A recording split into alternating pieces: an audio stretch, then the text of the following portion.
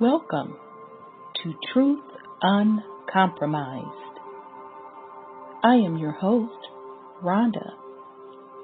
Join us every Thursday at 7 p.m. Eastern Time. Truth is peace. Truth is justice and freedom to love, live, and be.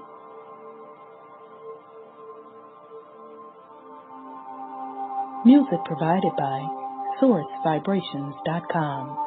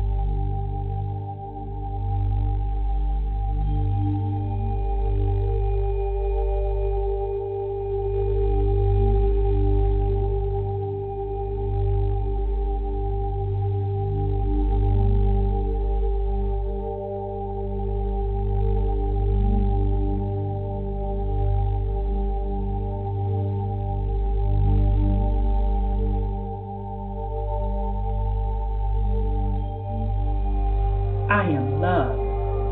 I am peace. I am free. I have abundance. I have everything within me.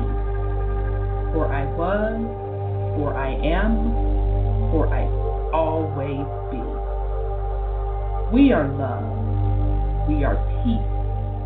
We are free. We have abundance. We have everything within us. For we are, for we will always be. For Mother Earth is love. For Mother Earth has peace. For Mother Earth is free. For Mother Earth has abundance. For Mother Earth has everything within her. For she was, for she is, for she will always be. And so it is spoken. So it has been written, and it is done.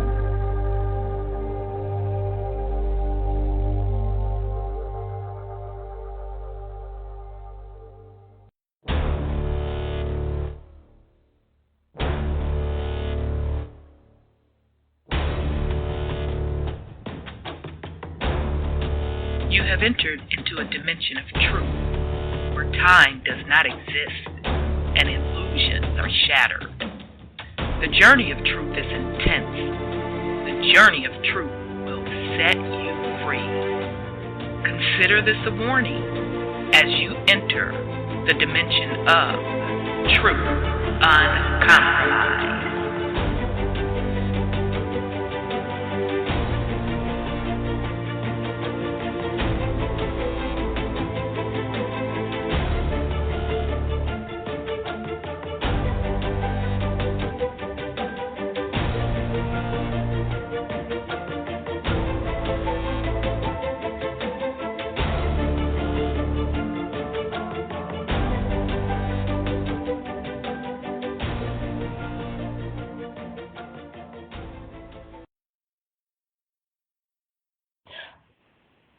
All right, welcome to the Truth Uncompromised show. I am your host, Rhonda, and tonight is Thursday.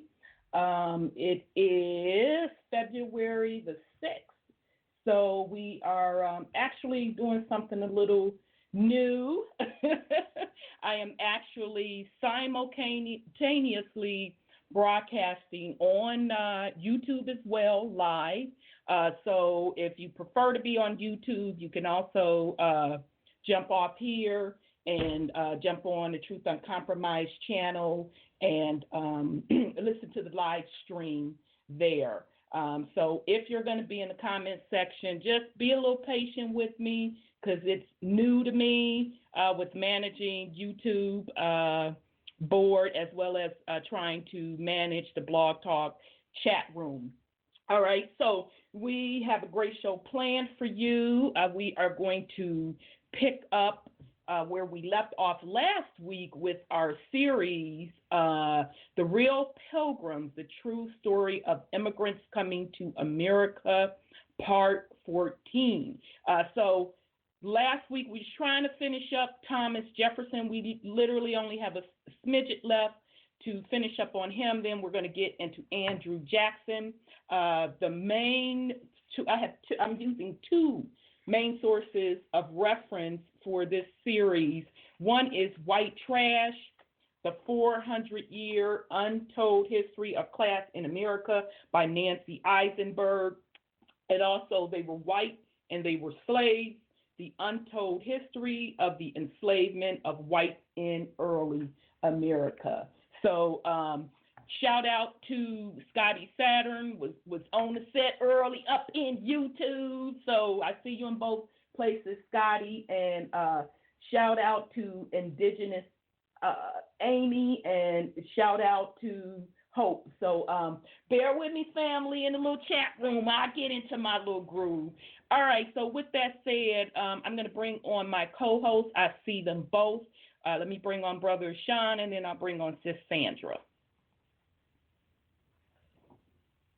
Peace and love, brother. How are you?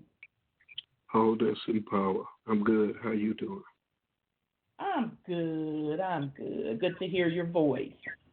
Likewise, sis. You know it. All right. Let me bring in Sis Sandra.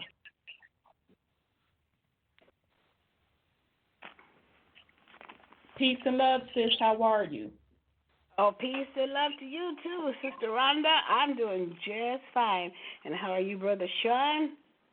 I'm good, sis. Wholeness and power. Same to you, thank you. And the family, of course. Hello, everybody. We have a new dimension today, huh? I just heard you say that. Yeah, we're doing YouTube, and I want to say shout out actually to Sis Don Nicoleone. She does a show. She's been doing her show literally for 11 years. She started on Blog Talk, and then I saw her broadcasting simultaneously live on YouTube and Blog Talk. And I'm like, girl, how'd you do that? So she hooked the sister up with the information. I talked about this early on when I started Truth Uncompromised, that she is and was a huge inspiration for me to start Truth Uncompromised, because I've been rocking with her for some years now. I do have a lot of respect for her. So shout out again to Sis Don Nicoleone, and also check out her show. She broadcasts on YouTube live every day at noon. She's Monday through Friday. So definitely shout out to her. I'm getting feedback from somebody, so I need somebody to mute their line for me. But shout out to Sis Dawn, and as I spoke last week, she gave an excellent breakdown of the Mandela effect and the different events that we are seeing back to back. So I highly encourage you to check out that. She did two really back-to-back good shows back-to-back on she calls it looping. So the matrix looping and how they are controlling your consciousness and emotions with these different events. So I highly recommend you check out those two shows. But just in general, she drops a lot of good jewels. So shout out to Sis Dawn. And again, shout out to the chat room. We have people jumping in. We have, of course, Scotty Saturn, Epic Souls, and OME. Oh, my God. I think that's it. Oh, my God. So peace and love to everyone in the chat room. All right, family. I'm sorry. Go ahead, brother. At some point, you're going to need some wrenches on that live feed. Some what? Some wrenches, some moderators. Yeah. We'll get to that. And speaking of that, I can't make this shit up. I was in the chat room talking to Scotty Saturn on the blog talk because last week, and I called the person out and told them they're, welcome to their opinion or whatever, because Purple Pill and Scotty Saturn got in their ass because they were in the chat room being racist. And you know how that is. If I'm into some material, I don't have that chat screen up. So the conversation had already passed. So they were roasting the person alive. So long story short, I'm finally starting y'all to check the little comments on YouTube. So bear with me. So I went in there and checked the little comments, and this person gonna write an MF and dissertation that I let my friends tell her off, and I'm assuming it was a woman. And you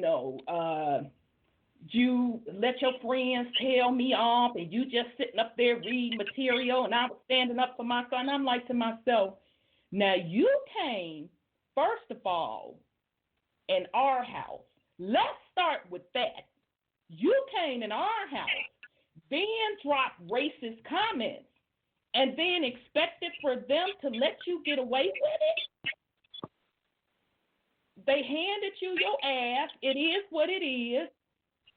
No, I'm not going to stop them because you came in violating their space. But, yeah, it is what it is. I saw it. Okay, you did see it. Yeah. And I just put a LOL behind it because bottom line, goddamn, if you didn't like what they were saying, you could have logged off. You shouldn't have had your ass in there anyway. That go to our wrenches right there. Yeah, already. Yeah, and that's if they want it. So they can hit me up if they're interested, Scotty and Purple Pill. But yeah, shit. So shout out to Epic Soul and Dr. Yida as well. All right, family. So that's my go ahead on with the fuckery since we didn't just started.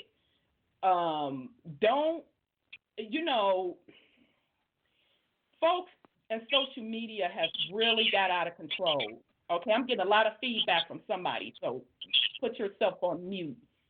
And if you have me on speaker, that may be an issue too. But here's my go ahead on with the fuckery.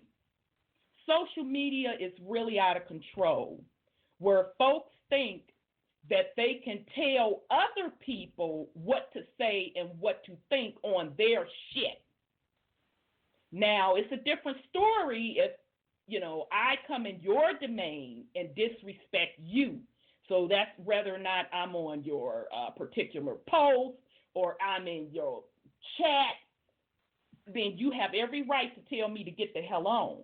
But when you come in somebody else's house trying to tell them what to do and your ass get dragged, don't come playing the victim. You get what the fuck you get. Because if you don't like what somebody's saying, the option is, first of all, why the fuck are you even here? Why are you here if you don't like what somebody is saying? And then, even if you don't like what somebody is saying, it's not what you say or what you do, it's how you do it. So you came out the gate disrespectful, expect the fuck to get dragged. It is what it is. So, don't think that you can just hide behind those keyboard, mouse pad, and monitor. You put that energy out there, and what you put out is what the fuck you get back. Be respectful. I don't agree with a lot of shit people say or do. My option, my monk ass, is to keep on scrolling and shut the fuck up. That's why I pay to be on the air. I fucking pay to participate in this platform. So, you're free to say what you want to say, but get ready to be get dragged if you're being disrespectful. Now, I'm not going to allow anyone to just flat out disrespect somebody that's just voicing their opinion. Yeah, that's wrong. But if you come out of pocket and they drag your ass, I'm going to just sit back. It is what it is. You get the fuck what you get. So that's my go ahead on with the fuckery.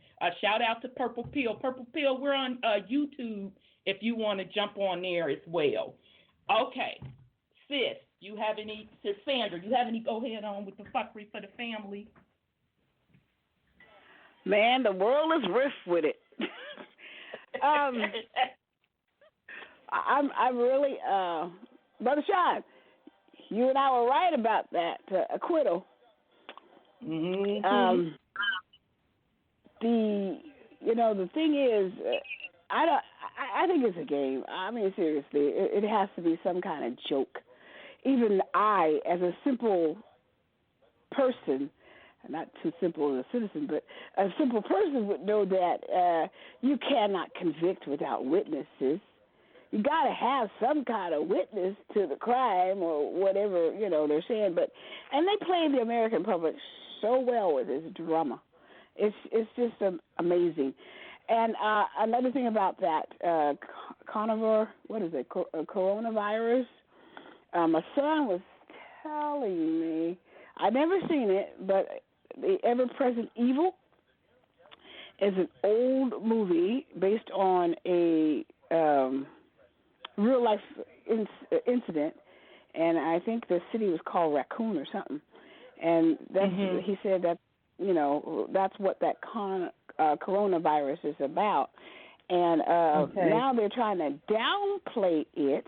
But see, I don't understand why you upplayed it, but your numbers are so small that you claim. They got the hospital built, the first one built.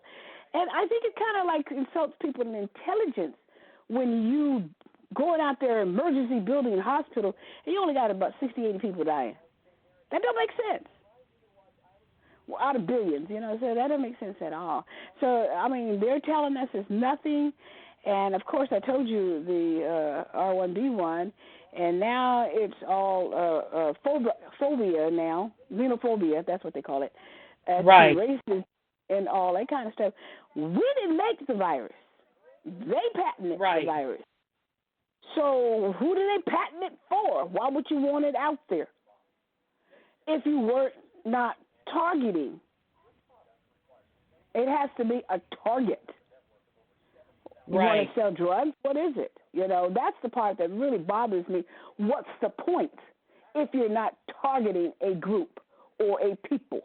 Like that Georgia Guidestone stuff saying they're going to eliminate a certain amount of the population by such a time, because there's too many on the planet.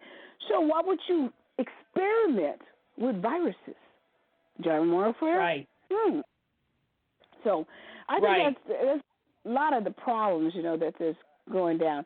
And the people are so wacky now, they're choosing every medium available that's not guarded like a guard dog for transportation to start shooting up people. And it just makes it really, really bad because they let all these people who have these mental issues and they probably, have their minds controlled to go out there and do this kind of stuff because, the Greyhound bus up in California here was targeted with some mental person, I believe, who shot somebody and shot up a lot of other bodies. He killed one. So, they're just, it's like, I don't know, who's putting it in their mind to take these guns and shoot people? There are mind control issues going. So anyway, that's I'm just tired of it, You just kind of like sit down and shut up if you don't like it. Yeah, and just real quick, of course, I'm getting feedback on YouTube that folks can't hear you or Brother Sean, although I tested it and I know it was working, and they said we're cutting on and off. This is on the YouTube feed. So, I don't even know how to correct that, to be honest. No, that's not us. That's YouTube or something. Because I can hear you clearly. And most times when we can't, we tell you it's cutting out, but it's not cutting out for us. Yeah, it's a YouTube issue. So I don't know how we can correct that, family. I will try to bring them in another way. But I'm assuming you all are still hearing me. If you're not still hearing me, let me know. and I can stop the feed and try it again to get a better connection, although it's saying excellent connection. So it should work. So bear with us. Okay, Brother Sean, you have any go ahead on with the fuckery? I think I'm going to try to call you all on BlogTalk and have you be as a co-host. Okay. Are either of you by your emails? Yeah. Yeah, I have mine here. Shoot, I'm trying to see how. I don't want y'all to give it out to me on the air. Sean, you know how to text me. Right. Okay. Sis, have your my boy, send me your email, because I can invite you all in as co-hosts. Cool beans. And Brother Sean, you just text me. Huh? Oh, he just my son just texted you? No, I'm asking you to have him email me your email address. Yeah. Okay. I'll text him because he's not here. So yeah.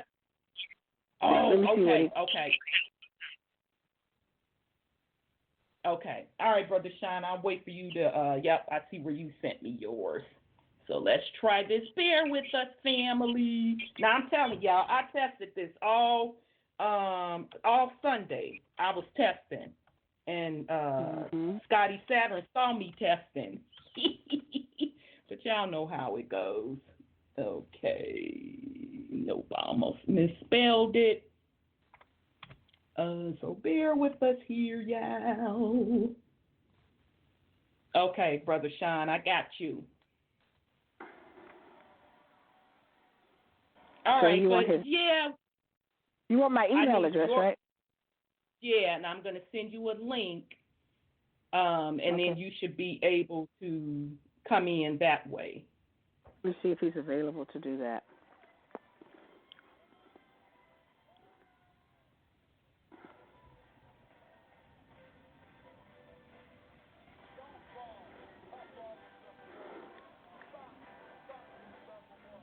He said he just sent it. Okay. Let me go to my email. Okay. It's not here yet. Yeah. All right, let me see. Yeah, he just sent it to me. Okay. I'm glad he has the resources. Yeah. Yeah. So I have to come in on my computer. Yes. Okay. That means I don't sit here all night. Hey. Okay, and shout out peace and love to you, Mr. Tyrese, and peace and love, John. Okay, so I thought about you and Brother Sean when they came through with that doggone acquittal situation, and I'm like, I'm sorry, go ahead, sis. I said, isn't that something? It was a given. I mean, anybody who, we're the only people who go to court, and we don't have to have any witnesses against us, and the state witnesses against us. Right. But that's not, common for them, and that's how they were treating him, just like he was one of us. Right. Well, I kind of look at it in twofold. To me, it was still kind of a little bit theaterish.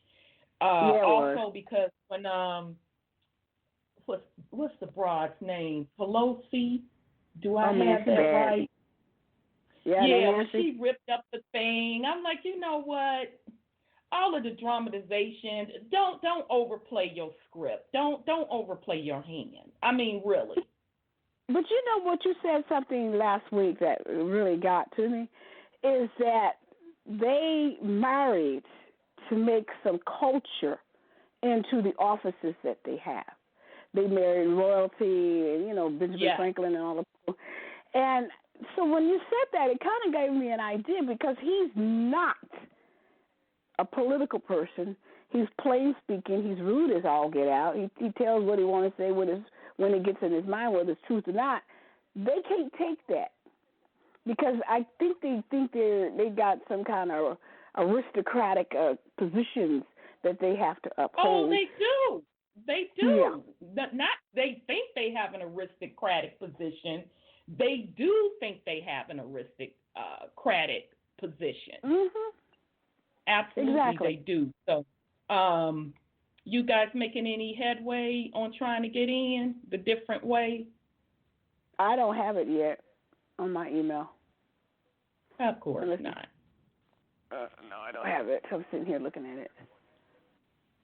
Okay. Brother Sean, did you get yours? Bear with us here. Damn YouTube. And I tested this.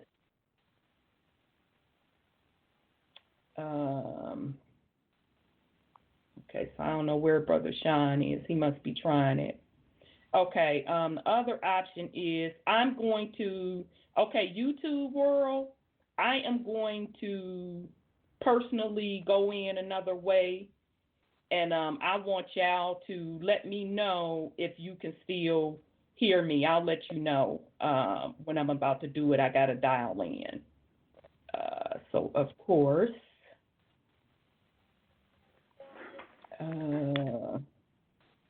this should be working, but you know how that goes. Yeah. So anyway, you hit the head of the hammer. Oh, I mean the nail on the head. That's what it is. And because they are really hating him, and it's a lot of women. It's a lot of women wanting to hit that glass ceiling, and they thought, oh, Yoko came in. But that's just the roof to, bringing the woman play in. It's just the roof to. It was, and they thought that'll work. Exactly. So hold on, sis. I'm about to test. Yeah, hold on, sis. I'm about to test and see if they can hear me another way. Okay.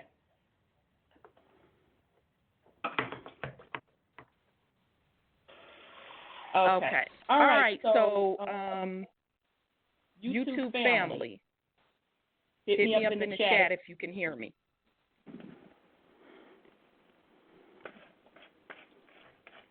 Okay. You can hear me?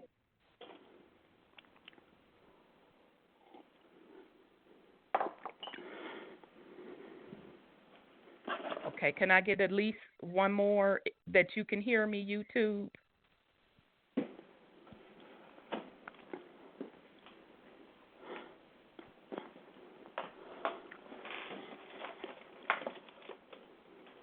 Okay. All right, they're saying yes. Okay, so I'm going to call Brother Sean, bring him in, and then, sis, I'm going to call you. Oh, okay, because I can hang up on this line? Yeah, hold on. We're almost there, YouTube family. You have my number? Oh, yeah, you have it on your board. Yeah, don't hang up yet, sis. Okay. I'll call you first. Hold on. We getting there.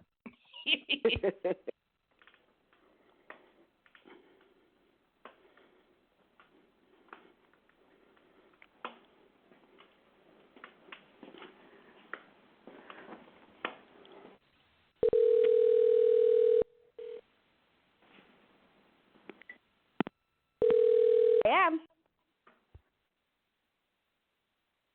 Are you there? I can't hear you. You there?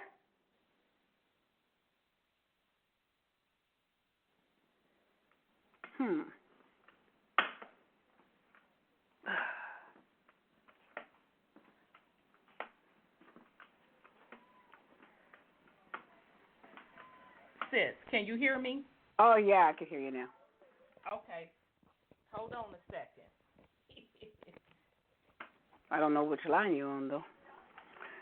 Unless I cut off on the other one. I don't know if it did. All right. I'm almost there, family. Just hope. Bear with us. I never did get email. They never came. Get they shit knit together. BlogTalk and YouTube. I'm telling y'all, if somebody really wants to make a lot of money, all y'all have to do is come up with a good integration system, and you can really make some change. So, hold on. We finna bring in Brother Sean. Hold on. Okay. Sis, can you still hear me? Yes, I can hear you. Okay. Well, damn. Why can't I hear you? Let me talk a little louder. Can you hear that? Hold on. No?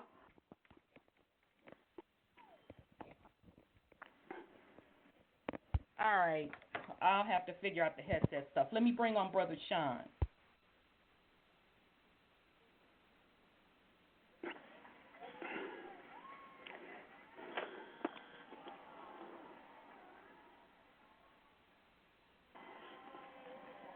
Technical difficulties.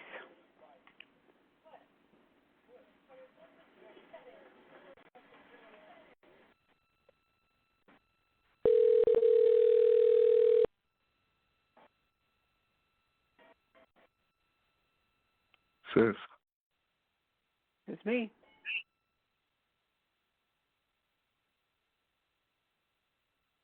There's Orenda. She was calling you. Yeah, I was. I'm here. Y'all there? Yeah, we're here. All right. I'm here. YouTube family, can y'all hear us?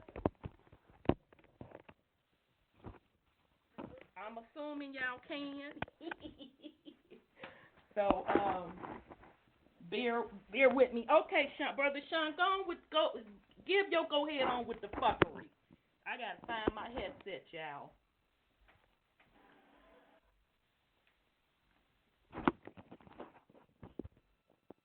Brother Sean. Yeah. Go ahead on with the fuckery for the family. You don't hear the echo? Yeah, I hear it. Yeah, it shouldn't be no more. I had to put y'all on speaker until I could get my headset together. This, what they doing to this call is fuckery. Complaining about YouTube, punk ass. But over. They had plenty of witnesses. They weren't calling. No, they were already called when they were supposed to be called. But why weren't they called, though? Oh, they're witnesses. Because all they were supposed to do there was weigh in on the articles that were sent. Mm-hmm. That's all they were supposed to be going off of. The Democrats were supposed to take care of all that shit before they rushed that shit through. That's true. They didn't follow the law. The Republicans was breaking down the law and the Constitution for the average everyday person to know what's going on. Mm-hmm. They was telling you that they were protecting the institution. They was protecting the Constitution, not so much as Trump. But they said even if he had done those things, it's still not an impeachable offense. But they had plenty of witnesses in the first stage of it, and they never allowed Trump or any of his people witnesses. They didn't even let them cross-examine the witnesses. No, that's true. They didn't. Wrong. So what's happening now, they done set up and started some shit, and now all they ask is going to be handed to them. Because as you see, how the Republicans was just bringing up shit about Biden, Obama, Hillary, and them. All this shit coming out in the official records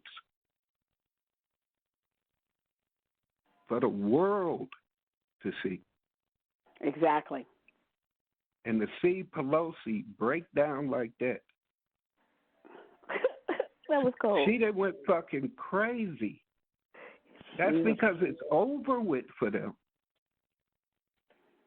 Now, the Republicans are about to start their investigations. And all this shit about to come out. And it's gonna be lovely. I told you I got plenty of popcorn, so that's all you got to do is come through. I got plenty popcorn. Well, yeah, It's you got to going kind of down. keep it popped at this point. Yeah. Because they going at it. They is not playing. This is real hatred. Yeah, They hate that man.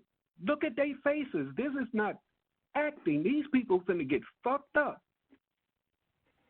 What they're against is his policies, because he's shutting down all their money-making schemes. Right. He costing them all kind of money. Wow. So, I mean, this shit is personal with them, and I'm loving it because he keeping them busy. Right. He doing what 200 something years of marching and protesting and signs and all that shit was never able to do. We ain't never been able to shake them bastards like that. True. That's so funny. It ain't that I'm supporting him. No. For me, it's like watching a movie. Either way it goes, when you watching the movie, you gonna choose a side. Right.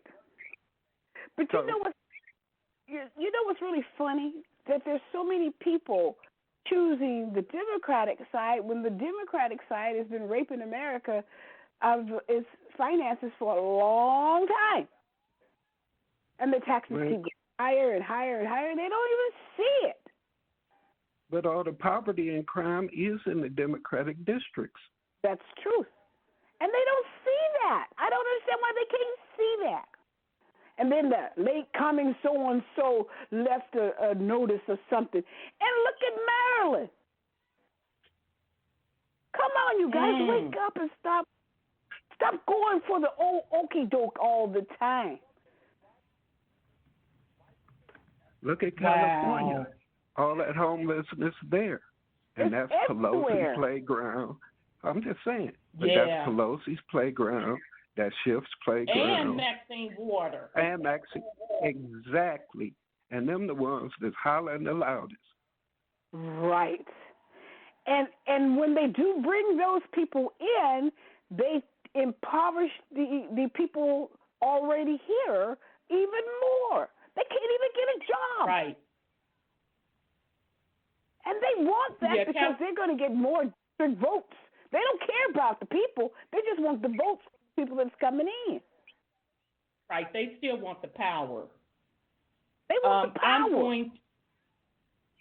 I'm going to drop in the chat room the Blog Talk Radio link because y'all going in and out again.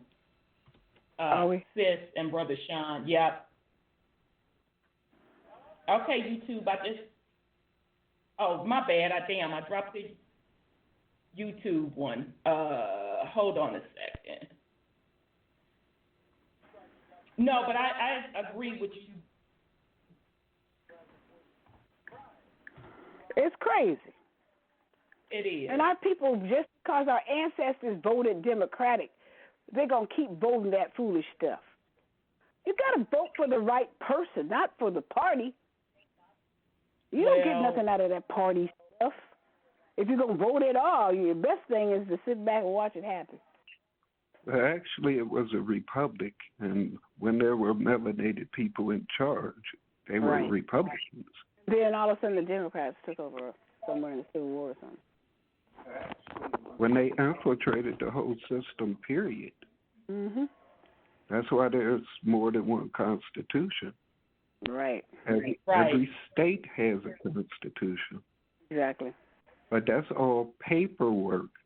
That's the only thing that gives them any type of right or claim.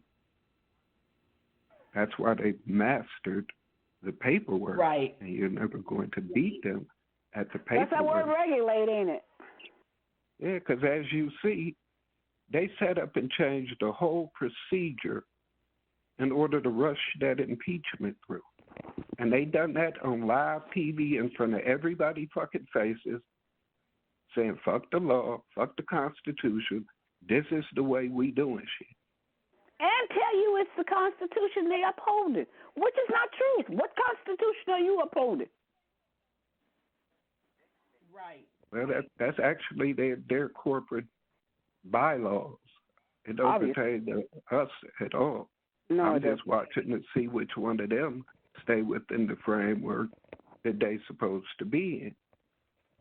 Robert's Rules of Law, huh? Well, they the ones that swear by that. I mean, I'd like to see them actually start living by it. I mean, at least while they're still here. Right. Man, it's now. The gig is up anyway. So It is. It is. So YouTube, I dropped the link for BlogTalk so you can get in that way. It's kind of sad because I hear it in both places, and I'm getting confused.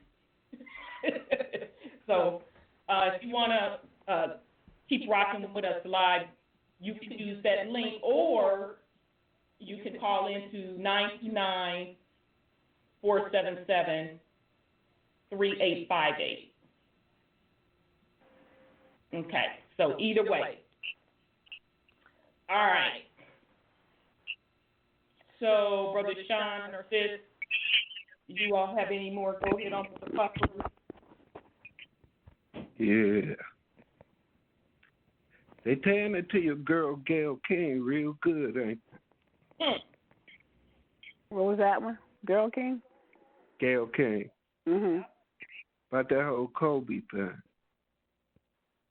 Now, the way I look at that, everybody being told on nowadays, why they think somebody's supposed to get a pass? I ain't attacking the brother, but come on. I mean, if you supposed to be conscious, you know that don't nobody make it to that motherfucking level without cutting a deal. Exactly. That's true. Exactly, Brother Sean. So, I mean, pay attention to what's going on. Watch these motherfuckers tell on each other.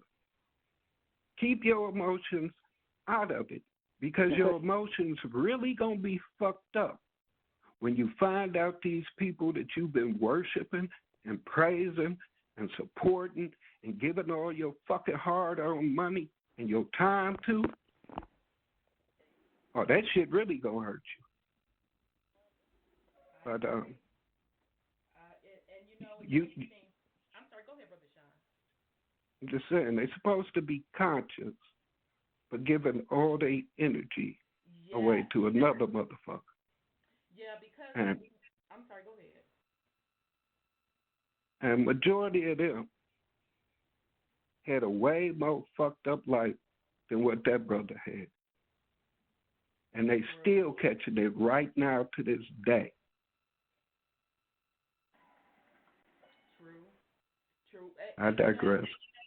And when I saw that crap come out about Gail in that little interview, the first thing I said, here we go again, playing on folks' emotions. She knew exactly what she was doing. I think she was told to do that. And I find it very interesting that it is always continuously playing on the strings, emotional strings of melanated people. Mm-hmm. This like what the second week in a row that some fuckery has come out playing on the emotion strings of melanated people. But yeah, I wholeheartedly agree with you, Brother Sean, that again, like I said last week, we have to be careful on how we are allowing folks to control our emotions. Because from a spiritual perspective, somebody's getting a rise out of this. Somebody is benefiting from your emotions. Yes, Roland, the sound keeps going in and out. If you scroll up, this is for YouTube. You can hit us up on BlogTalk Radio. We done tried everything, and it just keeps being hit or miss. So you can either hit us up on BlogTalk. If you want to dial in on your phone, you can do that as well. 929-477-3858. We apologize. I tried this little YouTube stuff out. I tested it really, really well over the weekend, even with bringing in different calls, and now all of a sudden it's not working. So we apologize. I'm trying to keep it up, but the sound just keeps being all over the place. So we apologize for that. So, no, totally agree with you, Brother Sean, on that. Oh, I didn't even hear what she did. Oh, you didn't hear, girl. Oh, I didn't hear her. Let me take a sip of my water. It must be good. She had an interview with Lisa Leslie, who is in the WNBA. I don't think she's in there anymore. I can't remember if she retired or whatever. And I didn't know that Lisa Leslie and Kobe were good friends. So basically, Gail held a little interview with her, and she pretty much brought up Kobe's allegedly rape allegation. Oh, I think I... Yeah. So, and she was rude about it because, this was this woman's, Lisa's best friend. She was like, well, I never experienced that. He wasn't that type of person. And she had the audacity to say, well, you wouldn't see it because that was your best friend, which was violation number one. Because, if it was, somebody regular, they would have cussed her to so-and-so out right there. Or then she went on to say, well, and so Lisa gave her opinion saying that, he was acquitted, whatever the term she said, it was dismissed. I think she said it was dismissed. And so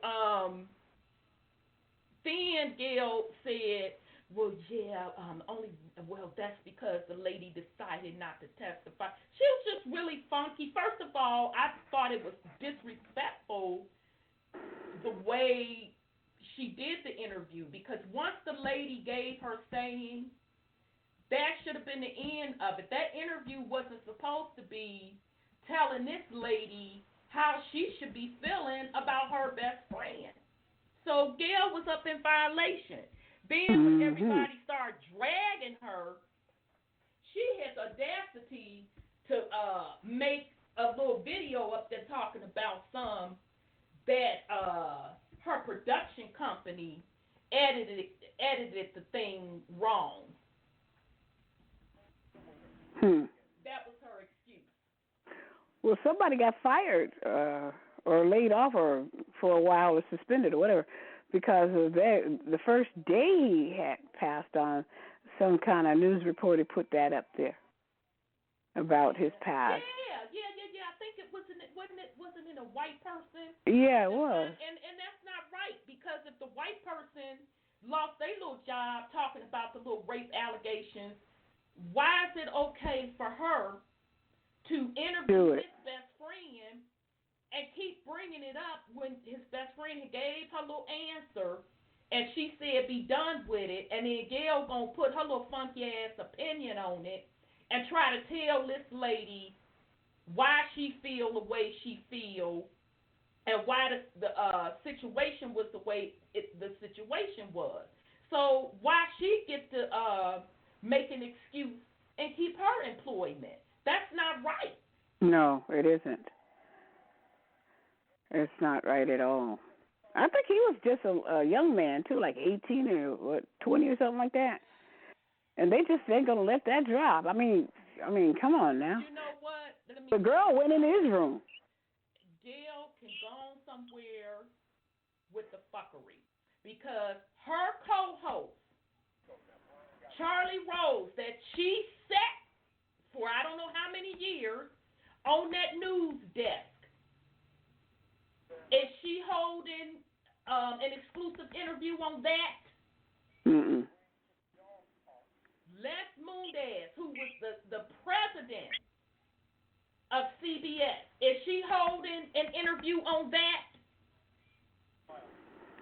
I mean, it's really not even the time for it. I mean, come on, the guy's just supposedly passed on the 26th.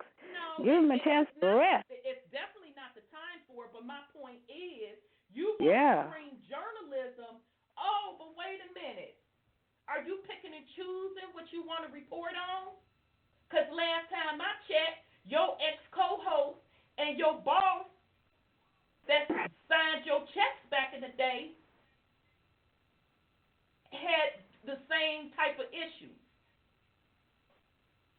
But it's not fair play for them. Mm-hmm. But it's fair play for this man. And, of course, I don't agree.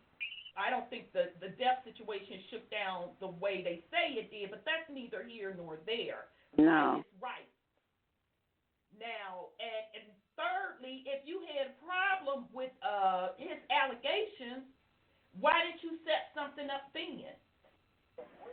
You could have been set up a little interview with him if he didn't accept, or you could have did an expose on it. Yeah, wait until he passed on. You got to look at the timing, though. Yeah. You got to look at the effectiveness of the timing. Now, plenty of niggas that shouldn't have been was still upset about this impeachment thing. Right. Then you throw that in on top of it. Right. Because I mean, look who Gayle King down with. She down with Oprah. Oprah kick it with Gates and them, Soros, the Rothschilds, the Rockefellers. She in on the plan. Right. The Dems, they control the media. Oh, yeah, they do. You could see it in this impeachment crowd. They was really skewed to the Dems. Really. So, I mean, if people want to be mad at the media that keep playing you. And how you get even with them, you quit fucking with them. Exactly. Quit giving them your energy and your money. Exactly. And you know, the bad thing about it is they keep, going round and round with these psyops. But the good part about it should be waking up people's eyes to stop depending on these folks. But it's such an emotional burden to people about their parties politically. They break up with their families over that stuff. I'm like, are you serious? Somebody needs to get a life. They need to understand they need to take back their existence and not play the game that's going on in this world, because it is a game. It's an energy sapping game. And all this stuff that's happening is for the energy to be, for them to keep existing. So I see, my relatives get mad at me when I say, well, it's not real. You can't say that. I say, yeah, I can. And they get upset because they don't want to wake up. They're comfortable in the fairy tale. Right. And just real quick, YouTube, I'm trying to be patient, but it's not working, so you can either jump on BlogTalk to hear us. It keeps going in and out. It's been doing it all night. We didn't switch different devices, so it is what it is. So you can log on to BlogTalk. You can also get in the chat room there, and then you can call in 929-477-3858. Sorry about that. I'm going to keep this open because I want to go back and listen to it myself, but if you want to hear the full show, you can log into BlogTalk. All right, so Purple Pill and Esotericism, they're on BlogTalk chat. So Purple Pill, I can't catch up all the way with you because you were putting a lot of stuff on there. So, Esotericism says, many years ago the media was about reporting. Today, not anymore. The media is about creating stories and narratives. Absolutely. And do y'all know, now I'm minding my so-and-so business. I had just simply posted the video because Sis Cheryl had put us up on game a couple of weeks ago about the coronavirus being on the back of the Lysol can. So I said, okay, bet. I actually have 4 cans that I had just bought a couple of months ago. So I'm going to check it. Sure enough, went to the one of the cans, and it had human coronavirus on it. Okay, I'm like, cool. So I posted the video of the man that originally, it's a YouTube video that originally discovered the little virus on the back on my Facebook page. I didn't think no more about it, and all I said was, yep, I just checked my can. It is literally on the back of there. Facebook had the audacity to blur out the video saying false news. There's many different strands of coronavirus. I wanted to say, bitch, first of all, that ain't what y'all was saying on the media. You didn't come out and say it was several different strands. Wow. Once the truth hits the air, they don't like it. Truth uncompromised. That's your show, ain't it? Yeah.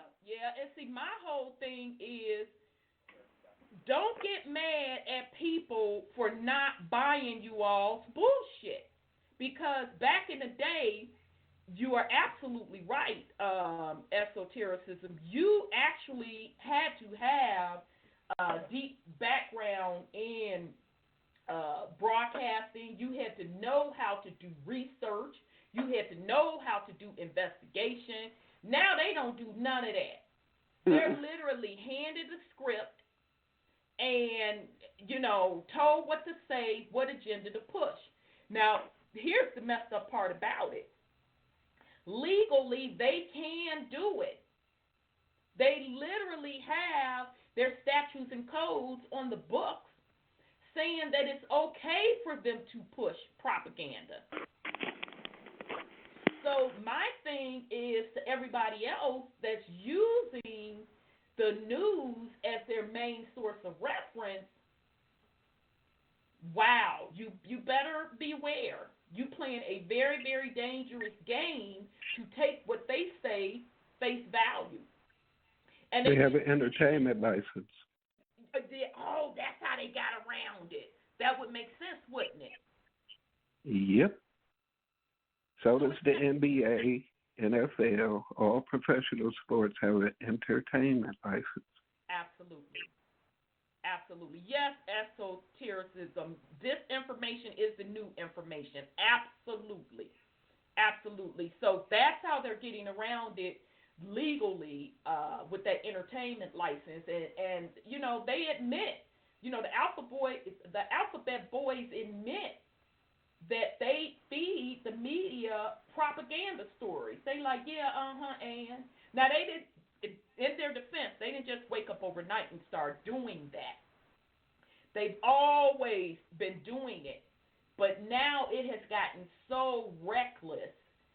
It's just like, really now? And maybe because we have access to more information that we feel is more reckless, and the rate that information is spread so quick is why we feel it's more reckless. But nonetheless, it's definitely more reckless in my eyesight. So that's why I always say,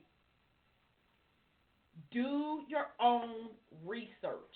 I'm not expecting anybody to come on my particular show or platform and take what the hell I say face value, any of that. Do your own research. Know for yourself, okay? And, some people want to flip-flop. Oh, I don't really read books. I don't really do this. I don't really do that. That's your business.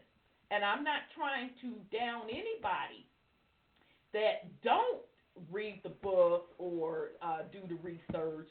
I'm just personally a researcher. Yes, I know the esoteric esoteric side. Absolutely. I enter and overstand that. I can go within to get the information. But I like to research as well because it just validates pretty much what I already knew. It validates what I've gotten from the spiritual realm in the physical realm. Okay? Nothing is hidden from us anymore, family. Nothing. Literally at the click of your fingers, you can start digging down into the information to find exactly what you need. All right? But some people don't want to believe in themselves that they can be that intuitive and sift through the bull crap. And then others, like Sis Sandra said, it's more of they don't want to wake up because the lies are more comfortable. Literally, the lies are more comfortable because it shatters their sense of reality. And all I can say to that is, you're not the only one in that boat. All of us that are, doing this type of platform, Brother Sean, Sis Sandra, Brother 832, we all went through the same thing, where literally it shatters your reality. And you're like, this can't be true. This can't be true. I don't want it to be true. So we done all been there and done that. But at the end of the day, we made the decision, you know what? It's time to grow up and look at things the way they are. I'm sorry. Go ahead on, Sis Cheryl. No, Sandra. Sis Sandra. I'm looking at Sis Cheryl comment and saying your name. You know that I was listening to a news commentary about Moors taking and going into people's homes, abandoned homes, and squatting, and presenting documentation that they're the owners of the land because they were the first ones here.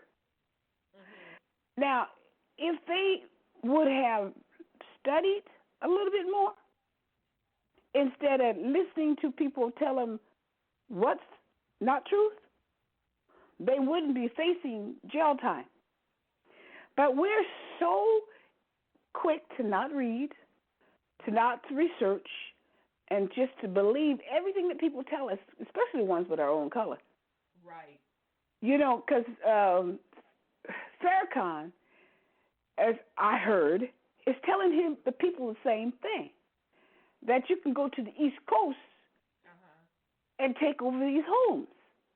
Wait a minute now, because I want to make sure I hear you clear, and sis, you're going to have to list your sources. Because in defense, I don't want them getting all offended, and they will have a right if you're not listing your sources, if you don't have the receipts. Well, my source is somebody who's in the movement that I know. And they were trying to convince me that was what they could do. And I said, you can't do that. So I said, that's not what you could do. He said, I said, listen, you need to stop listening to, and he's been in that movement for a long time. For a long time, okay. For a long time. He didn't just get in there. And I'm, because, he's a relative of mine, and I'm like, this ain't going to work. Where did you hear that? That's not truth. So here I get a news thing today, a news feed, that some of the Moors are doing the same thing. But what they did was they went to Noble Drew Ali and talked about, what he says is ours, and we were here first, and da-da-da-da-da. They even had the booklets and pamphlets of Noble Drew Ali. So, here we got two opposing groups. We got the Muslims and we got the Moors. And they're saying the same stuff. There's something wrong with that picture. Well, now, I'm sorry, go ahead, sis. Is this a trick to get our people to get in trouble? Now, I'm going to tell you something, okay? And YouTube, I'm sorry if you can't hear she just, she didn't just drop the bombshell, and I asked her to give her receipts because I know how people are. So she's saying that the NOI was involved with telling people to squat. So basically, go take over abandoned homes and squat. And remember, we talked about squat. Now, hopefully you all know, based on this series, where that term squatters came from. It came from the indentured servants / white slaves that was coming over and just setting up shop on land when they ran away from their indentured servant contract. But anyhow, Sis was saying that one of her family members that's been in the NOI for years was getting this information from the NOI to go squat in homes. And we do know that some Moors are pushing that narrative as well. Now, not all Moors. I'm saying some. Okay, so I asked her to provide some receipts because I know how folks get. They're going to be hot up under the so-and-so collar. So she said this was based on what a family member said. So this is what I'm finna sit up here and say. Shout out to Bobby Hemmett. Back in probably the mid-90s.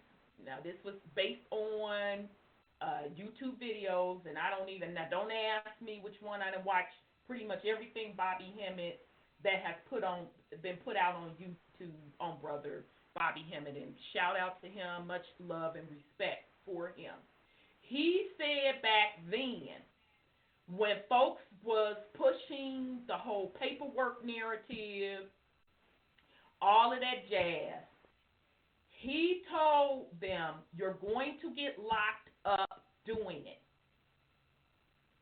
He told them that back in the 90s, because it was one particular person that was, now this was in Atlanta. I can only speak on Atlanta, what he said back up in the mid-90s. Okay, this one particular person that was pushing the paperwork and telling people how to do certain things, he told them then, you're going to get locked up. It is a trap. Okay? Sure enough, next thing he said he knew that a whole bunch of people got locked up, and including the person that was initially issuing out this information. Okay?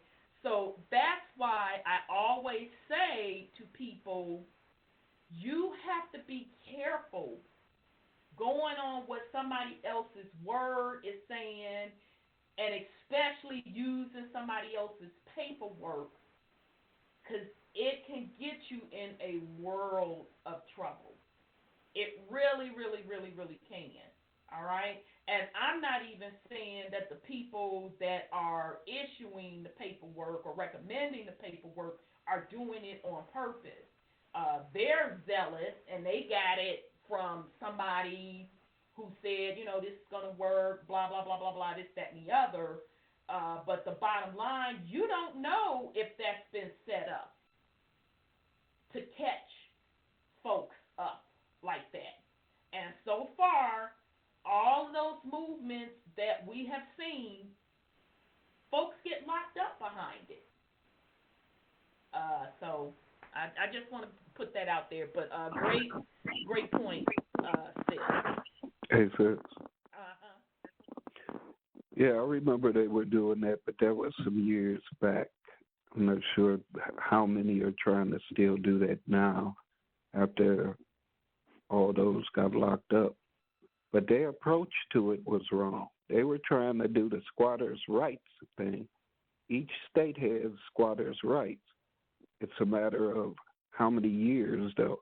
Each state has a different amount of years.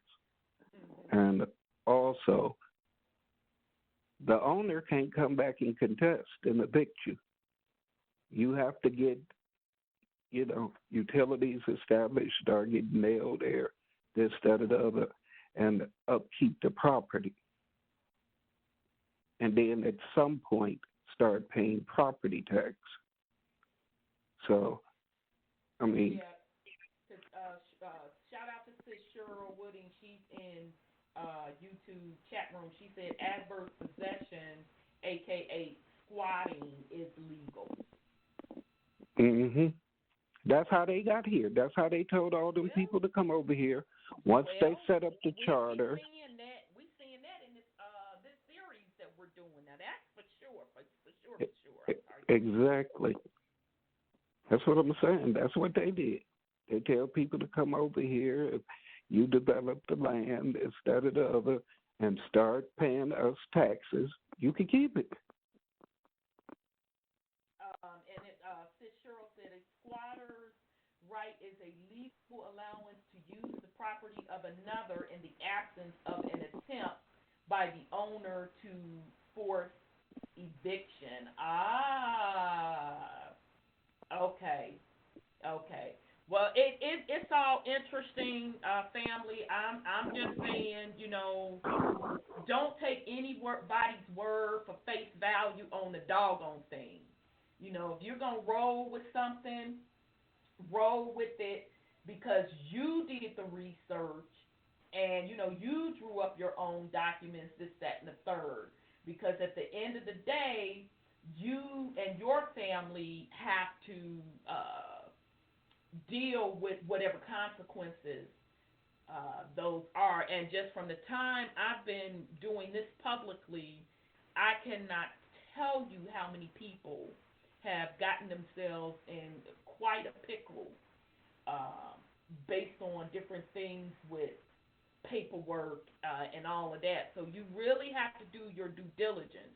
And not only that, like we read, when we were doing the Georgia Charter that King Charles issued, he told them they have the right to change it up when they feel like it and how they feel like it, as long as it is in the best interest of the crown. Because his bloodline and his bloodline after and forever were the ones that were supposed to be benefiting. So that's why it's important first of all, if you're going to play the game, you need to understand all the rules of the game. All right? So that's part of the game. If they switch something up on you,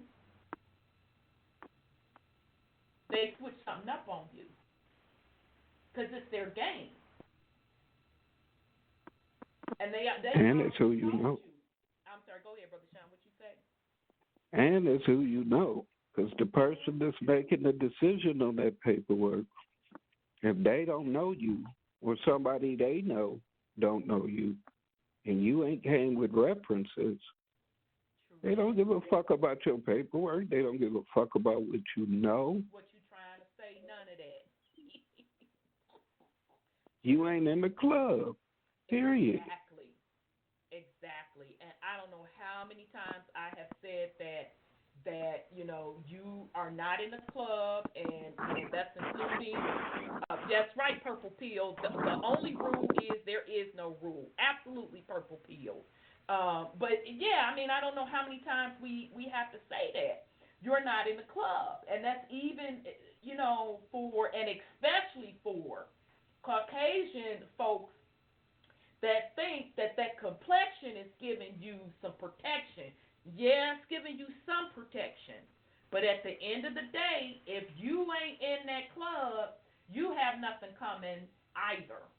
Okay? So it really does you a benefit to, call yourself being upset with other folks for this and that because, you're being ciphered and used as well.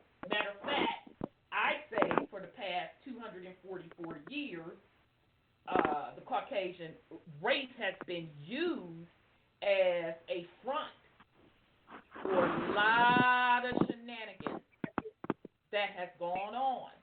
And that's why I made the statement to the ones holding those titles as Native Americans and Caucasians holding certain titles of, we're indigenous to that, we're indigenous to this. Okay, but with that comes the karmatic debt and consequences. That's why a lot of melanated people struggle as well, because they keep getting in this cycle of taking on other identities instead of knowing who they are, allowing other people to tell them who they are, when the only people that can tell you who you are is you and your family. Okay? So hopefully folks are starting to wake up out of this fog, so they can move on consciously.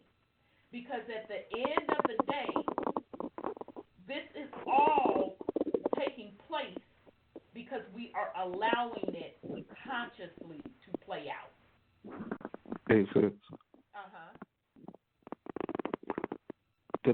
According to that book, the 13 bloodlines, they're what? I mean, as far as for Jews, right? Yeah. And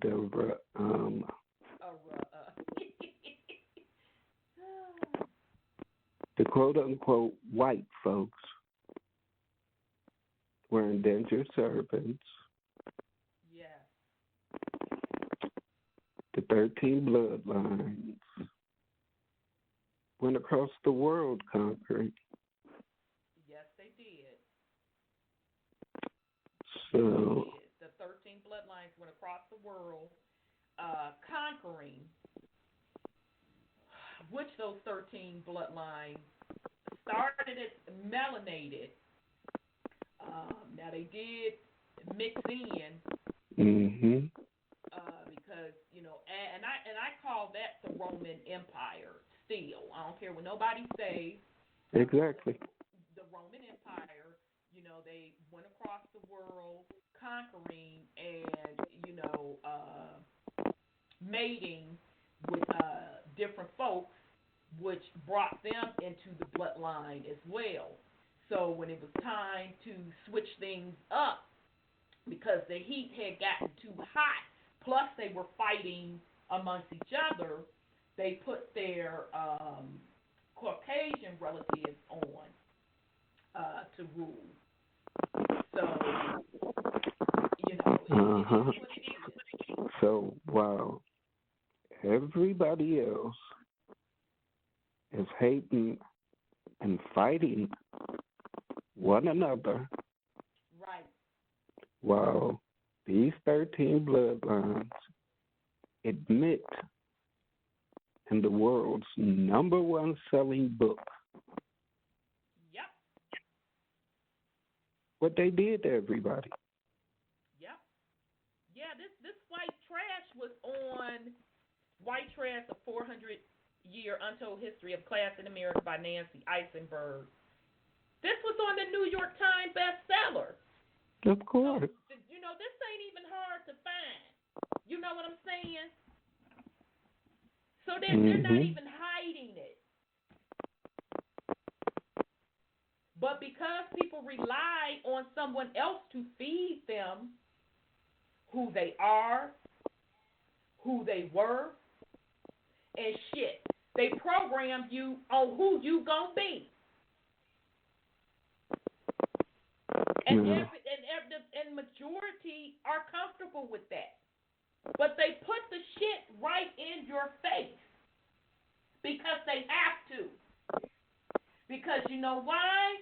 Because you still have to consent to it. So if you're relying on someone to tell you who you are, who you were, who you gonna be, you're consenting. You are consenting. And it does not have to be that way. Now, the flip side is exactly esotericism hidden in plain sight. I mean, all the time. All the time it's hidden in plain sight. Now, yeah, the flip side of it, in which, now this is just Rhonda's little lowly opinion. This is my opinion. People continue to put up with it because in their eyesight, is easier because they don't want the responsibility for self. Okay? They don't want the responsibility of totally governing their mental.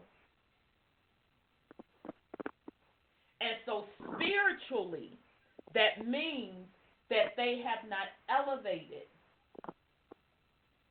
to own their higher self. And we are at a crossroad now, and I keep saying this. I don't give a shit if you're Caucasian, melanated, none of that. We are at a crossroad where, once again, you're going to make the conscious decision. Am I going to be a big girl and boy from a spiritual consciousness level and take ownership of everything that I do on this physical plane and in the spiritual plane and create my reality that's for my best interest on the spiritual plane and have it create in the physical plane? Or am I going to still allow someone to treat me as a child, to govern my mental? This stuff is really not hard. It's really not hard. It's just, where are you from a consciousness perspective? And as the days go by, as Brother Sean says, as we keep having to re-up on our popcorn because we eating so much of it, because so much tea is coming out literally on a daily basis, you are, and Brother Sean, correct me if I'm wrong, you can even see even more and more people that claim they are spiritual and they're conscious. They really ain't fucking about that life when it comes down to it. And when I say about that life, I am talking about totally owning your own shit on the spiritual plane and on this plane.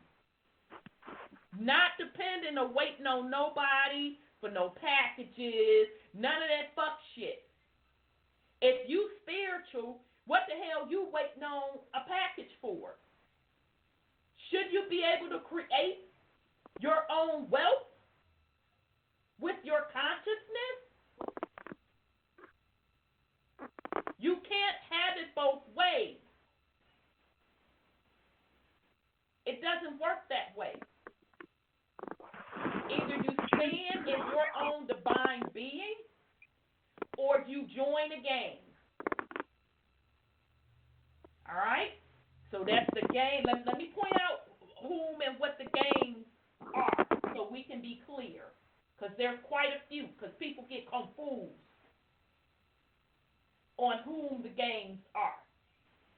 Okay? You got the religious games. You got the political games. You got the racial games. And you got the spiritual games. You are supposed to know when you are out repping something or someone what that truly means, what that truly entails. Because the game is to keep you trapped in the loop. And as long as you are co-signing and throwing up your gang sign on any of those that I mentioned, and probably some that I didn't mention, you get what you get. It takes work to work on and know self. It takes to truly love yourself. It takes to be confident in yourself. And as I say and I say again, I don't care who you are. If you cannot, the sorority gang too, my bad, the sororities, the different societies, the different orders, you're representing a gang. You're going to get their protection. Because what you're saying is you cannot navigate and create your own reality just with you being the divine being that you are. And you have the power to do that. You have the power. Those other organizations feed from your power. You're giving them energy and power. So for me, it makes no sense to me that folks want to talk about all of this unity coming together. All we need to do is buy land, get some bill to do this, turn around 3 times, kick, back, flip, split, blah. Your families are in disarray. Your household is not in order. You can't even govern, and I'm using air quotes for that, your own block. I'm getting a lot of feedback from somebody. You can't even walk outside of your front door and have peace. So how are you supposed to be ruling nations and doing this and doing that when you can't even have those things within your just immediate world? So that means you are incapable of being a creator, or you refuse to be a creator. So therefore, you need to link up with somebody's gang. And once you in somebody's gang, you have to follow their rules. So in these folks' defense, with these different gangs, at the end of the day, I can't even really be mad at them. Because they got rules to the shit. And they let you know clear as day. Bruh, sis, here's the rules. This is what I'm going to give you for being up under this gang. Now, if you get out of pocket, this, that, and the third going to happen. And we change the shit up when we feel like changing it up, so be it. That's what you get when you chose to come up under our quote, quote, protection. But all along, they're ciphering your energy. Because the gods and the demigods would not exist without your energy. And they constantly keep telling you this shit over and over and over and over and over again in these movies. And folks look at the shit and like, oh, that's deep. Oh, but amen in church, or brother so-and-so really knocking it out. Or brother this, that can kick and hit a ball and do this and that. Or my sword roll this. Or my shippy that. You give that shit energy. When the Christ consciousness, that crystal, is within you. And the only reason those gangs and shit exist is for those entities that can't even reach the levels that you can reach. So they're going to cipher off of your energy as much as they can, and then in the process, keep stopping you from reaching those higher consciousness levels. Because once you reach those high consciousness levels, you're going to be like, God damn. Oh, no, I can't even do this, bruh. This is all a game. All a game. And people really think, well, I'm this piece on the chessboard. I'm that piece on the chessboard. God damn it, I'm the queen. I'm the rook. the knight, I'm the king. You're not even supposed to be on the board. You're supposed to be floating above the board saying, do you see this bullshit? Do you see these folks that still have not evolved? And they're playing these third-dimensional 3D games in the yin and the yang. They're still playing these games. But at the end of the day, as a soul, you have agreed to that. I'm sorry. Go ahead, Brother Sean. Yeah, that about the land, though. Thinking a group of people are going to come together and purchase some land that your people had already owned. But you're going to purchase some land and then all of a sudden everything is going to be all right. I mean, wasn't this our land before they came and took it? True. And what you going to buy the land with? You going to get them that piece of paper that they know ain't shit? Right. That piece of paper. Yeah, that paper that say payable upon demand. Right. So even if you think that you didn't bought it, they can come back and ask you for something tangible because the paper money originally was supposed to have been backed by gold, and you were supposed to be able to take that and exchange it for gold. Yeah. Now, you're giving them a bunch of debt and thinking that you're buying something, but you're telling them that you don't have anything to pay them with, so you'll give them this paper until you're able to pay them at some point. And what they do is they just sit on that until they decide they want to cash it in. Right. Now, you could take that off into the celebrity or political aspect too, because these celebrities and everything that you look at as having all this money, they got the same goddamn debt notes.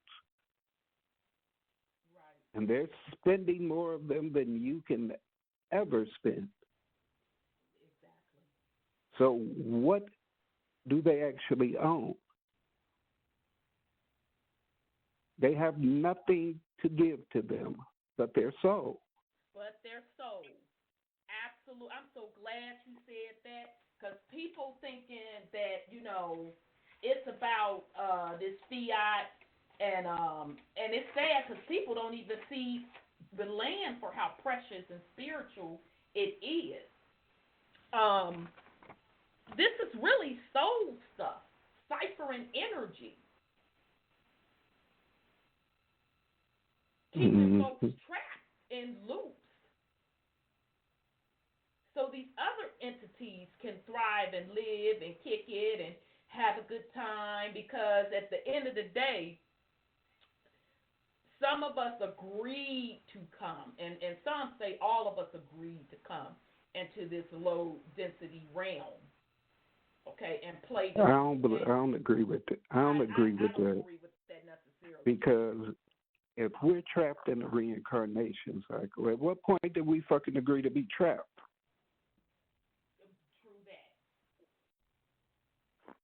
I mean, if we're being lied to and having our energy sapped from things that aren't even supposed to be here, they interrupted the original thing we had going.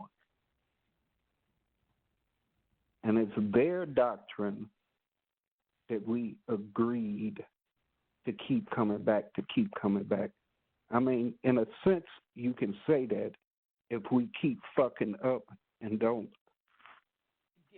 learn who we are. Right.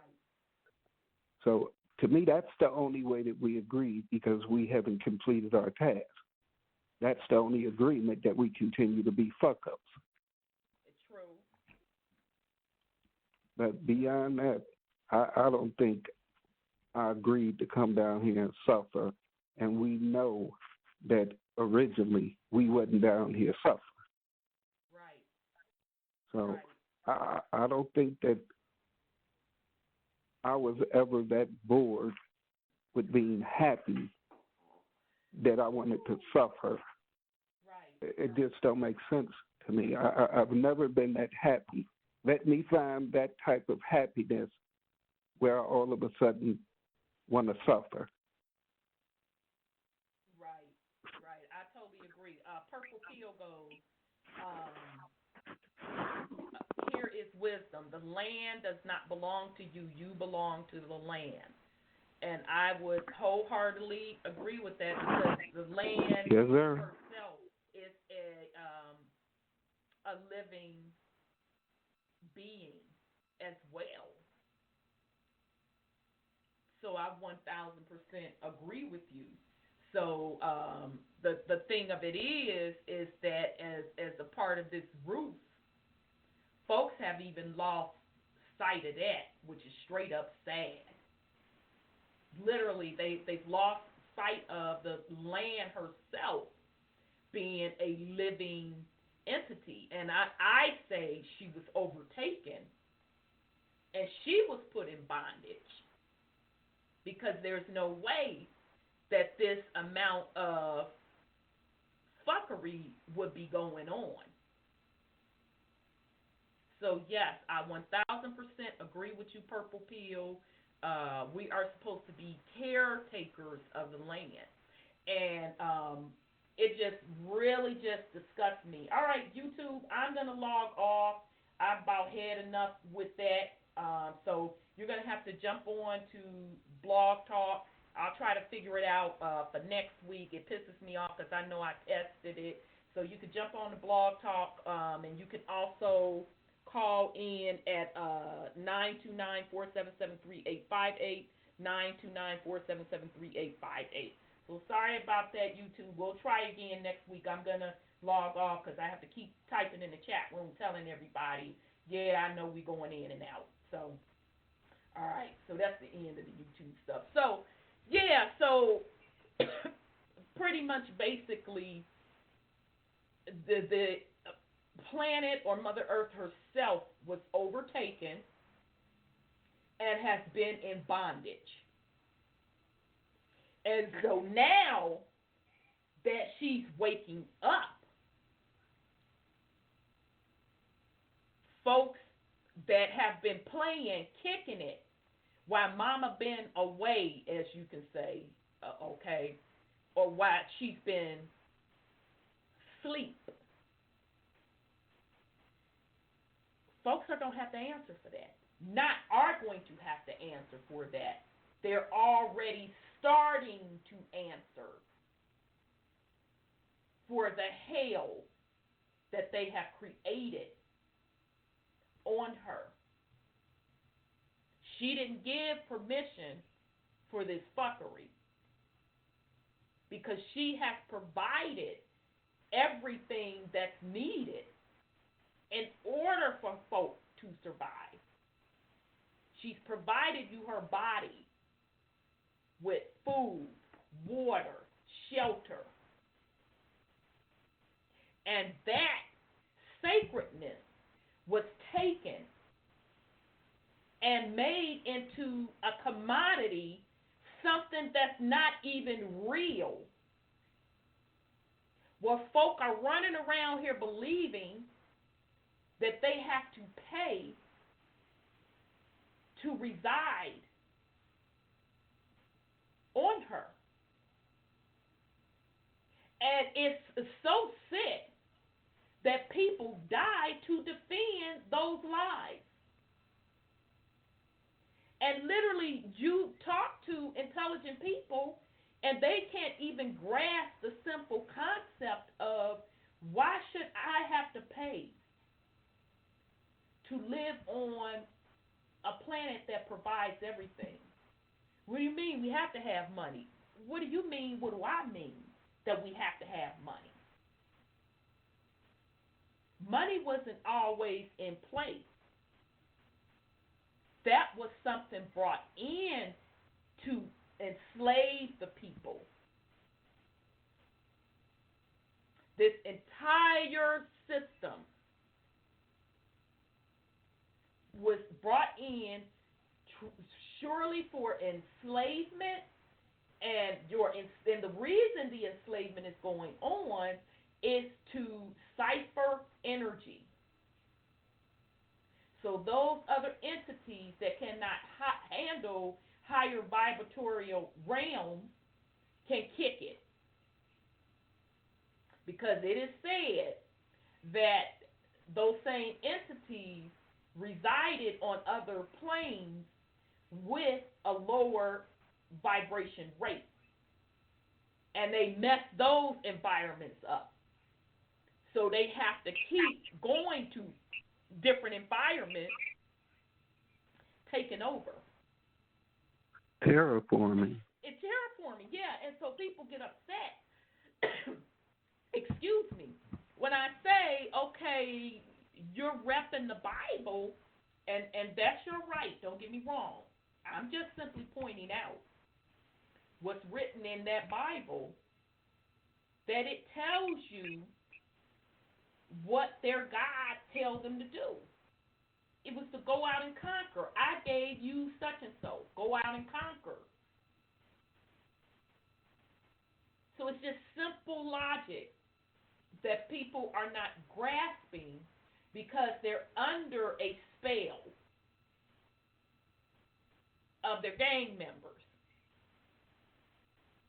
And so Purple Pill says fear, fraudulent, energy, entities, altering reality. God damn it, Purple Pill, you knocked that out the park. I'm going to read that again. Fear, fraudulent, energies, entities, energy/entities altering reality. You're absolutely right. You're absolutely right. So it is what it is, family. I know we went a little long on that, but it was warranted because I would really want you all to be up on the game that's being played constantly to keep ciphering energy. Every week we come on here, it's some fresh new set of dramatization, getting the populace all round up, all excited about what this one and that one is saying. But meanwhile, you got a polar shift that's going on.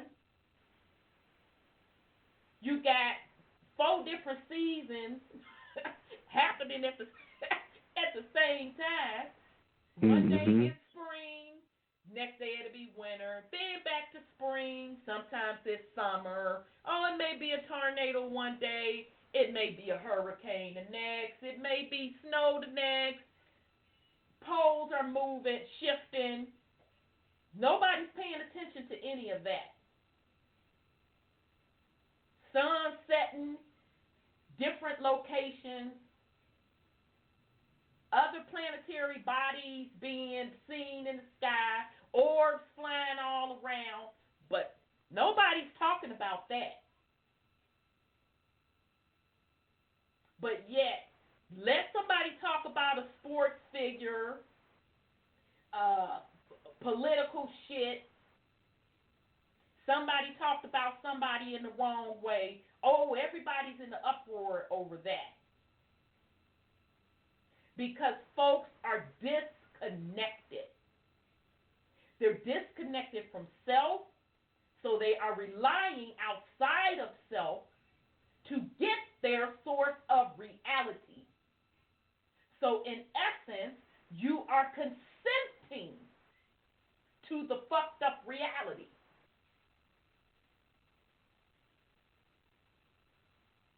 Hey, sir. I'm sorry. Yes, go ahead, Brother Sean. But when I say terraforming, I'm not talking about that war of the world stuff. I mean, all you have to do is look at so-called technology. Yeah. the decimation of all the giant trees and the trees and stuff to make buildings, power structures, devices that taps off into Mother's energy. Yep.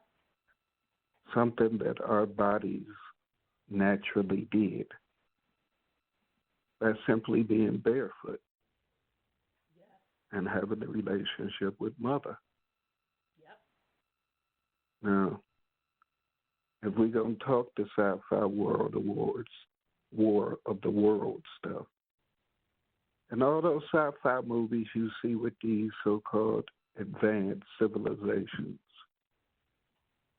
they get highly advanced. You see all these buildings and stuff, no trees, no natural scenery. Yep. Then after that, the whole world is destroyed. They can't even live there no more. Nope. They got to go look for a whole nother planet. Yep.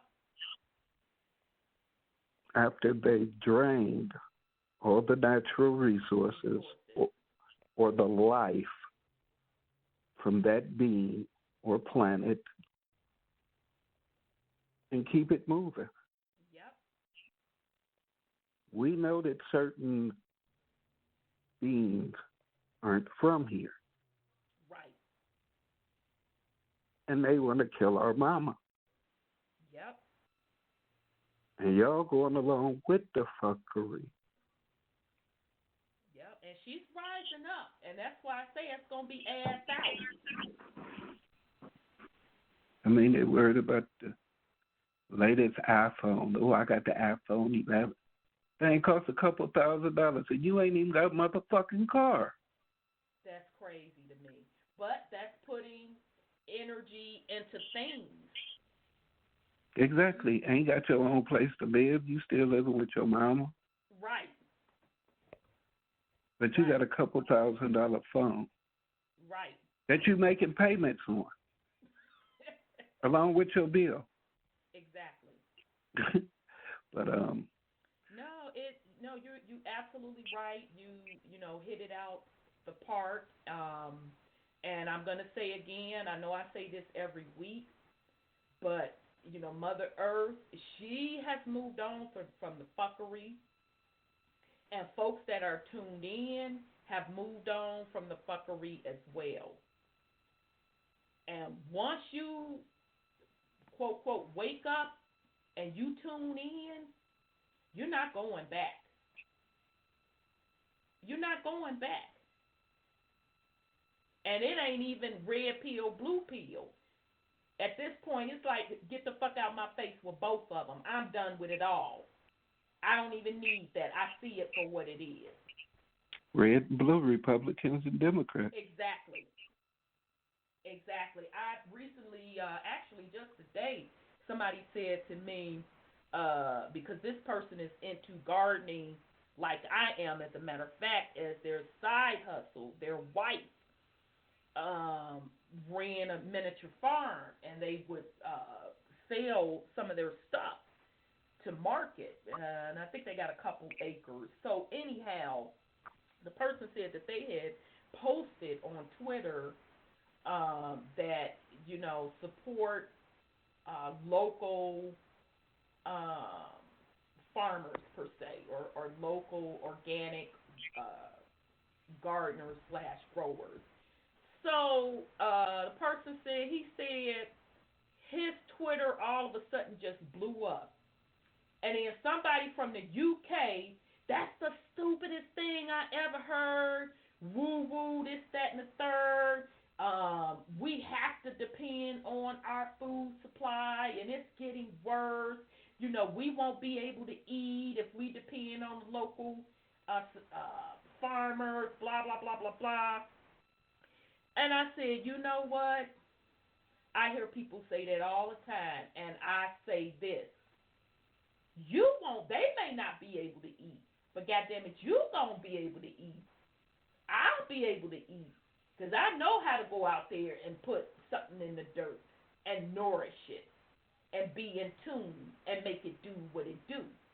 So that's a classic example of folks that have gotten so in love with the system that they act like they fucking helpless. I gotta depend on this food supply. No, you really don't. Because push come to shove, if they cut that shit off and say, you know what, I'm tired of this distribution center with this food supply, we don't want to do it no more. Okay, so you gonna watch your babies go hungry? Because you can't go in the store and get something? You don't know how to create on your own? And you don't even have to create it because you're getting the assistance from the living things. The plants replicate themselves.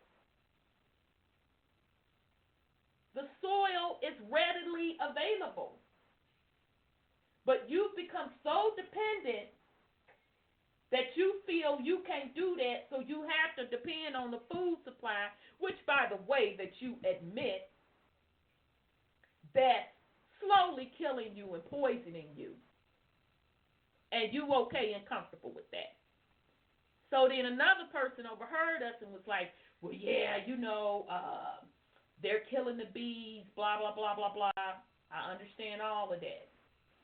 But what is wrong with you going out to your yard and planting something that will attract the bees and the butterflies? And they kind of looked at me like, oh, shit. I said, yeah, because I do it. I've never lived anywhere where I don't have something that attracts the bees and the butterflies. And so the guy said, yeah, and push come to shove, you can hand pollinate. And the person was like, oh, shit. I'm like, yeah. You have the power to do it. Or do you want to keep relying on somebody else to do it for you and then get an attitude when it's not in your best interest? You know what I get a trip up of? Being in California especially, is all the earthquakes they always talking about. Earthquake. And they talk about flooding, and all that kind of stuff. But yet they concrete to their heart's content, not even taking in consideration the weight that concrete has on the planet. I mean, you see these massive freeways, and, 2 lanes ain't enough, let's go 5. And there's more concrete, and more steel, and more rebar. And I'll be thinking, and y'all guys talk about earthquakes? I said, okay. You talk about, it's going to be flash flooding? Okay. You have so much concrete, the earth can't even absorb the water.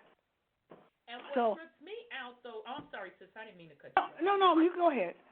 And I guess what trips me out in California, when I first visited California back in the 90s, I was just so in love with being able to walk down the street and see someone have, banana trees, orange, lime, lemon, avocado. And the first time I saw a collard green tree, I about lost my mind. And it was literally in California in somebody's front yard. And I'm like, whoa, I was just so, feeling that. And so then when I see people go to the store and buy the same stuff, I scratch my head and I had to ask, why are you going to buy that when your neighbor has a lemon, lime, avocado, across the street, your neighbor got a couple of banana trees, and the person said to me, I never thought of it like that. And I'm like, wow, is all I can say.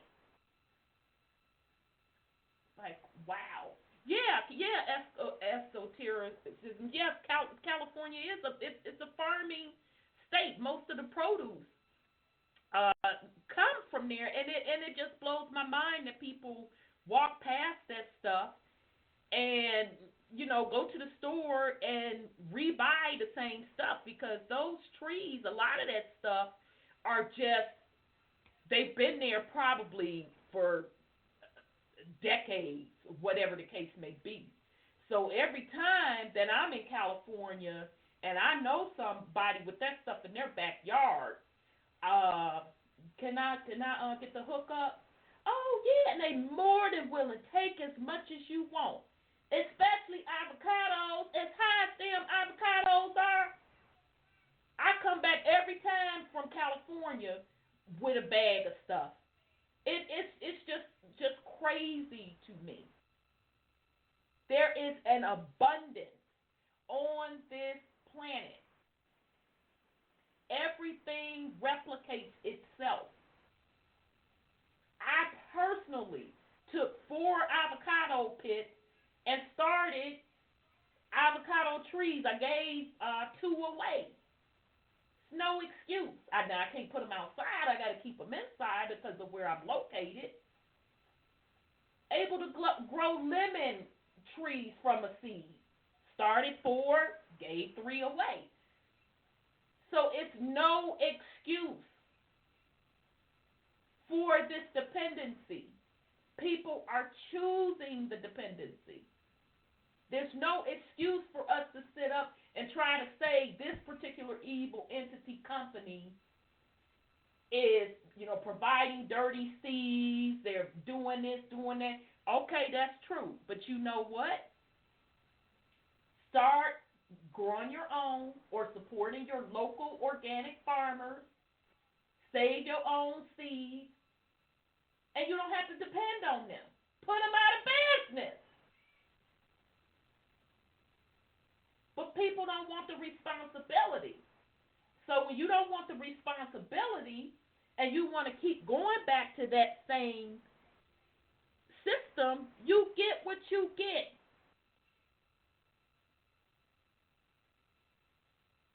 Don't know what to tell y'all. But just in the Americas alone, we have enough land, we have climate that can definitely feed us in the U.S. with no problem. The things I just mentioned grow abundantly. Those are the things I just mentioned. And if you all knew how easy it was to grow bananas, you would be like, oh, you got to be kidding me. And the yellow bananas that we see, those are the least flavorful.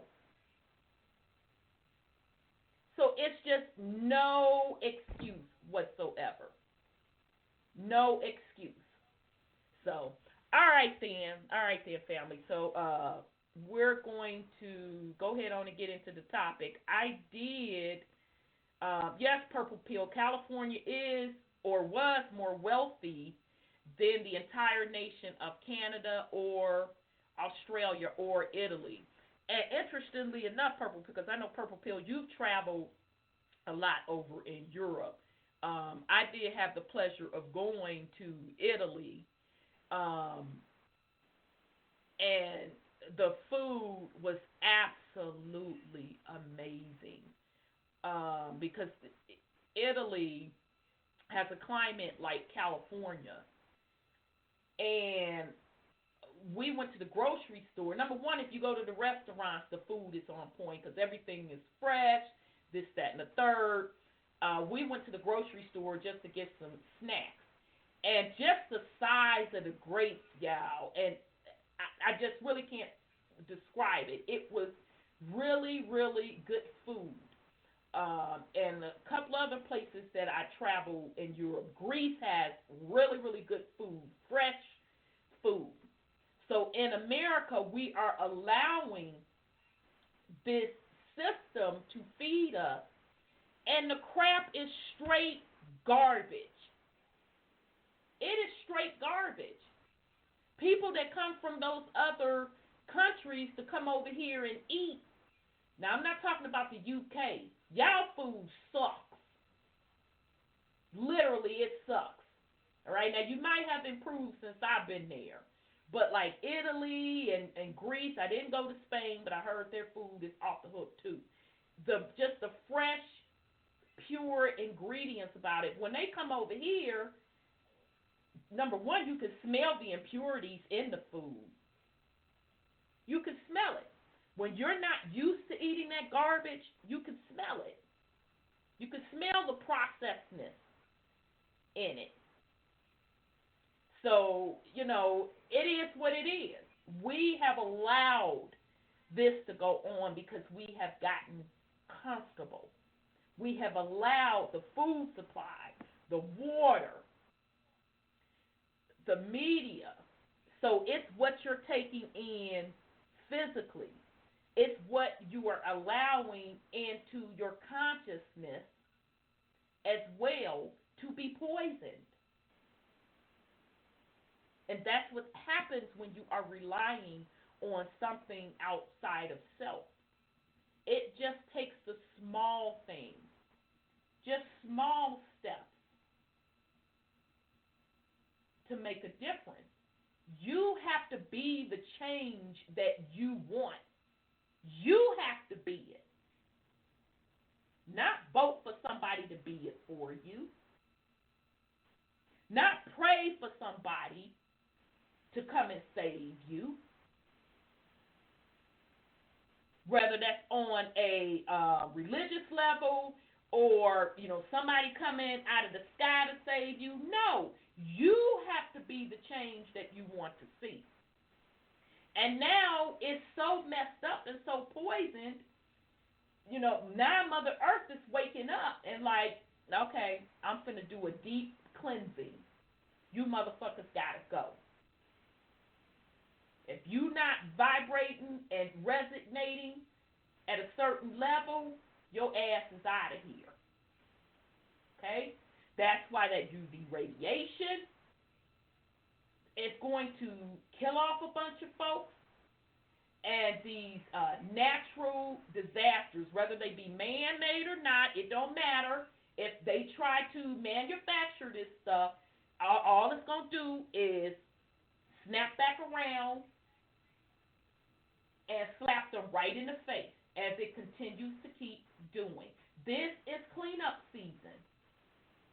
And no man or entity has the choice because this is, Mother Earth is a breathing, living entity. She, at the end of the day, makes the last choice. Now, if you want to remain, be in harmony, do your thing or whatever, you have to take responsibility and be a good caretaker and be in harmony. This stuff, it's not hard. It's not hard. She always gonna survive.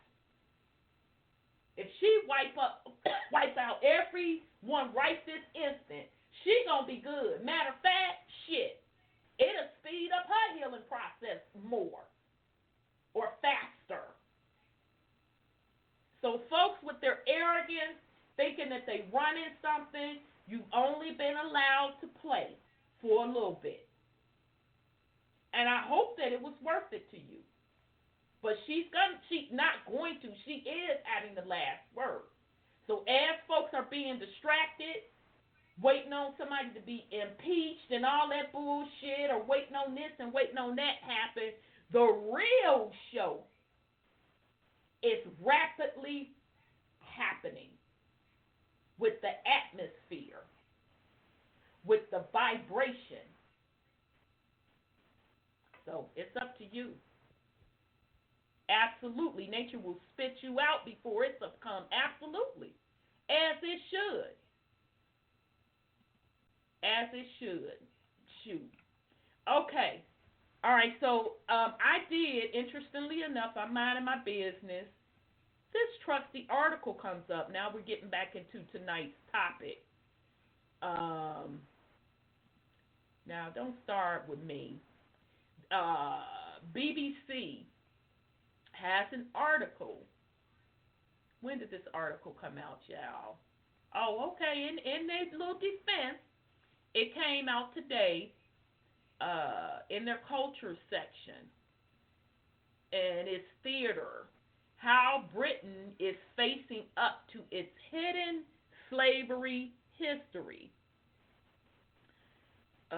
New Play the Whip is one of several new stories bringing attention to the nation's involvement in the historic slave trade.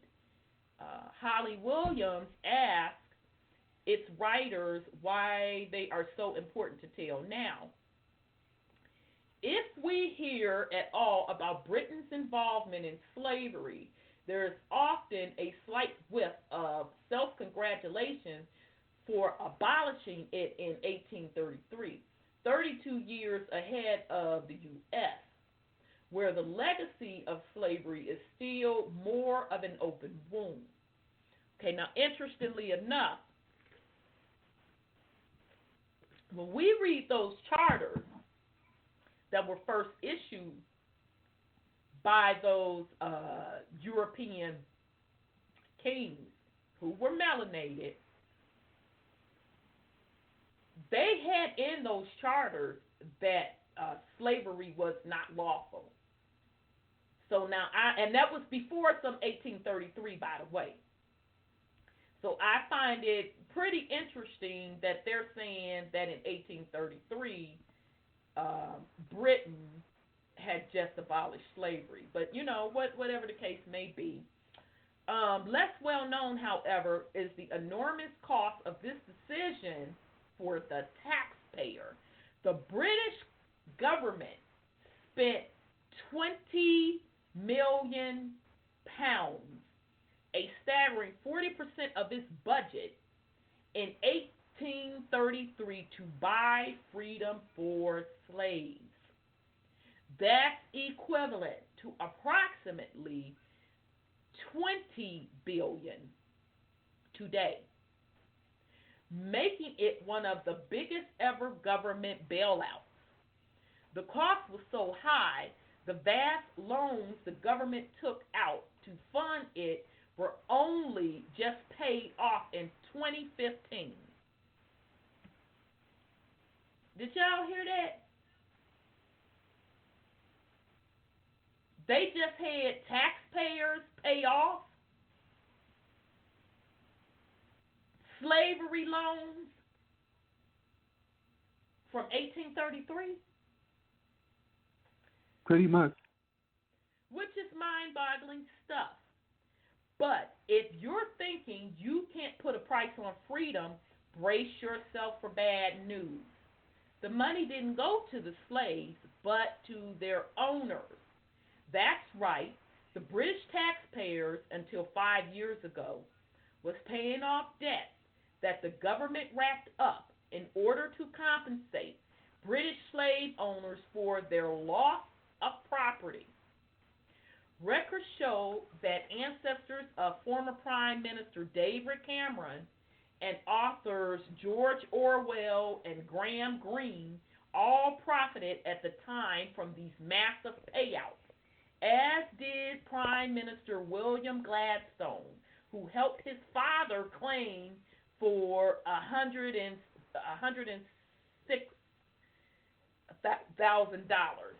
That's a payment of around $83 million in today's money to just a single family.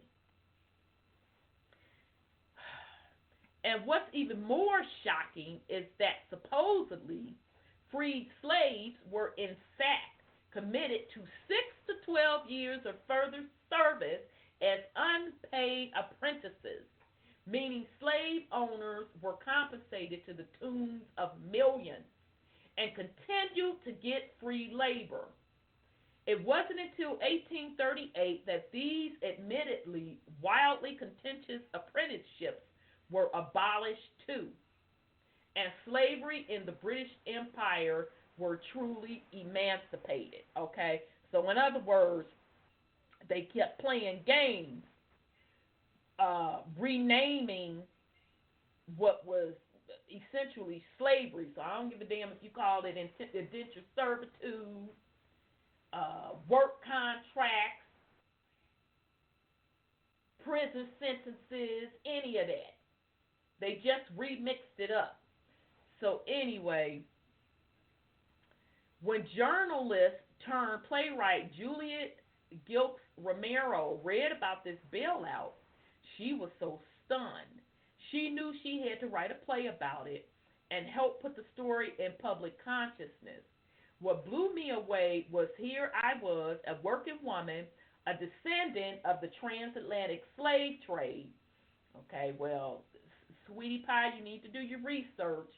You was probably enslaved in your own land. Okay? Your bloodline was probably indigenous to that land and they got enslaved. But because she's melanated, y'all. But either way, it doesn't matter. It's certainly not right. But I would definitely encourage you to do your family genealogy to see if you really did come through on that transatlantic slave trade. But anyhow, a descendant of the transatlantic slave trade, and I helped pay off this massive loan, says Romero, whose parents came to the UK from Trinidad and Barbados in the 1960s. So let me sip tea. Hold on a second. Isn't Trinidad and Barbados a part of the Americas? Or am I just off base here? It is. Oh, okay then. So let me restate that, sweetie pie. Sis Juliet Romero. If your roots tie back to Trinidad and Barbados, chances are one or two things. I'm even going to put the third one in. Very well could be transatlantic slave trade. Okay? More than likely. But the chances of it being transatlantic slave trade is very low, simply because of the cost. Okay? Chances are your folks are either indigenous to Europe and were taken into captivity or sentence of some type of prison sentence or indentured serving contract, and you were brought to the islands of Trinidad and Barbados to serve out those contracts. Okay, so those are two scenarios. Transatlantic slave trade, very, very slim chance that it's that, but it's possible, don't get me wrong. Or you are indigenous to Europe, and your folks were caught up in some type of slavery, however they want to name it, indentured servant, prisoner of war, okay? Because a lot of this are prisoners of war that they took into slavery, that were brought over to the islands of the Americas, Trinidad and Barbados, or you're just indigenous to Trinidad and Barbados. Okay? So, all right. So, anyhow. All right. So, her folks came from Trinidad and Barbados in the 1960s. That added urgency to what I wanted to write. I just thought I got to get this out there. Her play, The Whip, was commissioned by Royal Shakespeare Company and opens in Stratford upon Avon this week. Romero fictionalized various real-life characters from the battle to get the Slavery Abolition Act of 1833 through the House of Commons, the deals and compromises that had to be made, as well as the role that women, working people, and runaway slaves played in the campaign. It includes a character inspired by the pro-feminist, I can't stand that word, feminist, the proto-feminist Mary Wollstonecraft, and another based on Mary Prince, a former slave who became the first black woman in Britain to petition Parliament and to write a memoir. Okay, so basically, sound like she was the Harriet Tubman of Europe, who, by the way, Harriet Tubman is European. Okay? She's melanated, European. She is a Ross Stewart whose main goal was to free her family from slavery. All right, but anyway, I'm trying to bring in many elements of our history. It's not a single issue play, Romero tells BBC Culture. And even if she was horrified by the realization that she'd been paying off this compensation, Romero also appreciates that hard decisions did have to be made in an incredibly volatile period of history. It is complex. Parliament knew that the empire's economy couldn't continue to draw its wealth off the back of slavery, and I admire that. Well, sis, you more forgiving than me. But it was cold-eyed and pragmatic, and because slaves were property, owners had to be compensated, she says, pointing out that if they hadn't been, blood might have been shed over the huge loss of profit for slave owners, as happened in the U.S. In the United States, this issue kept going to Congress, okay, against progress, y'all, Congress, conning progress. Just want to point that out. And they couldn't come to an agreement, and as a result, had a civil war, and about 600,000 people lost their lives. So while what Parliament managed was flawed, I also looked at it in the content of what happened in America. Now that's interesting, because she's saying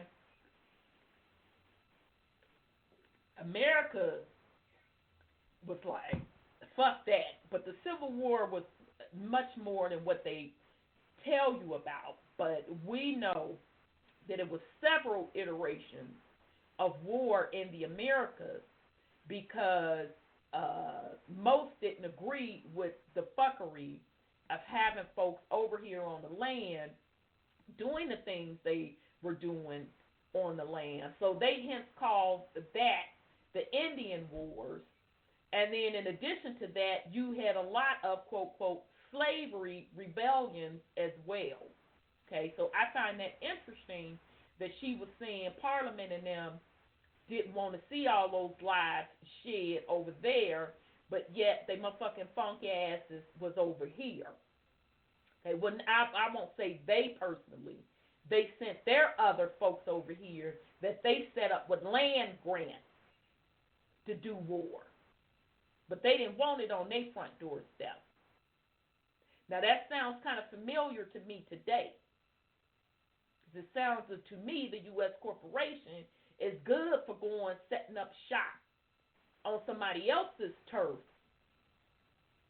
fighting quote quote wars in the for the democracy, but they don't bring that shit on their doorstep because they know the populace wouldn't have it.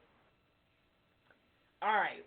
Romero was commissioned to write the work in 2015, but the subject gained traction when in 2018, HM Treasury tweeted, "Here's today's surprising fun fact. Millions of you have helped end the slave trade through your taxes.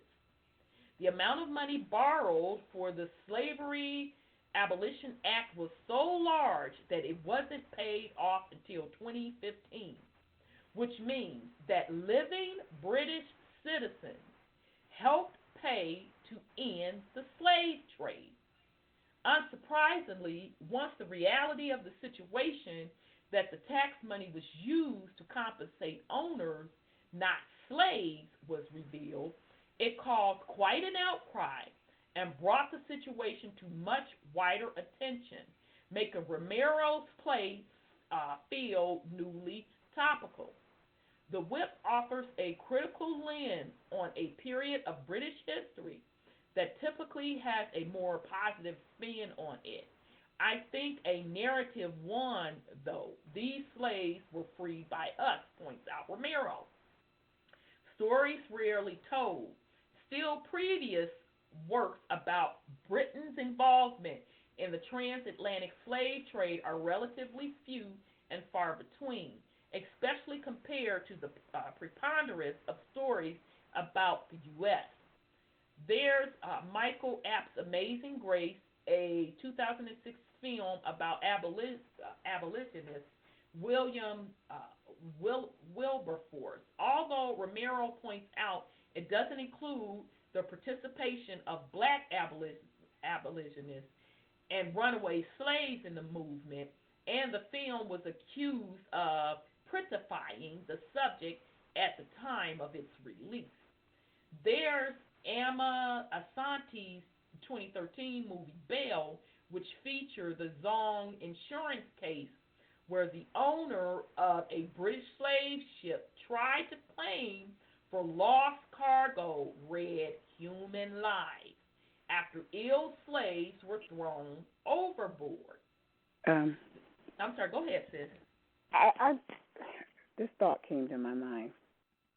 Some of these programs of our people, like the Moors and stuff, and others, they talk about the Hebrew Jubilee, and that we were supposed to be released after 50 years. Every 50 years it comes around, and we're supposed to get released and all this kind of stuff. And that's a biblical term. You know that, sis. You know that I know Bible but better than me.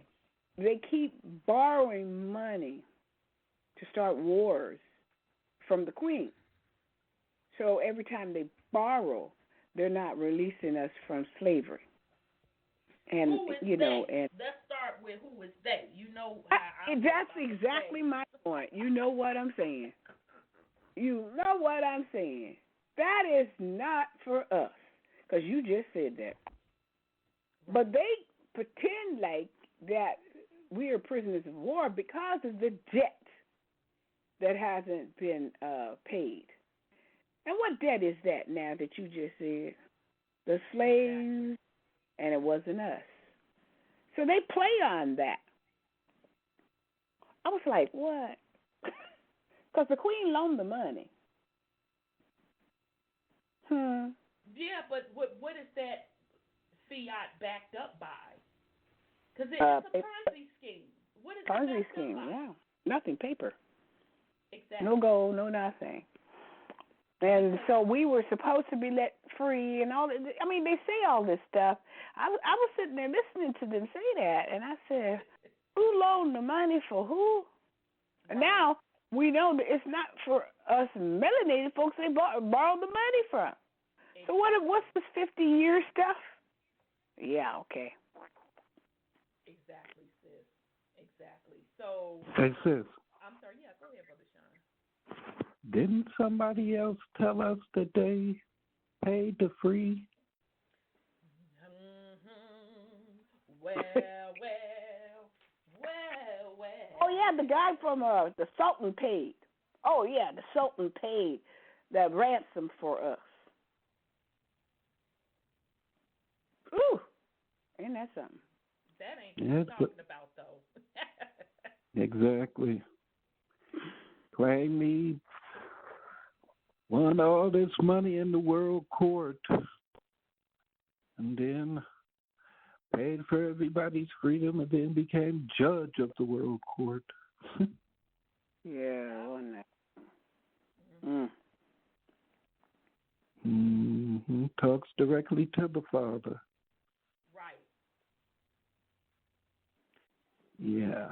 So. That owns all the land patent. So everybody's freedom has been paid for 1 million times, and yet everybody still think that they're slaves. I mean, it's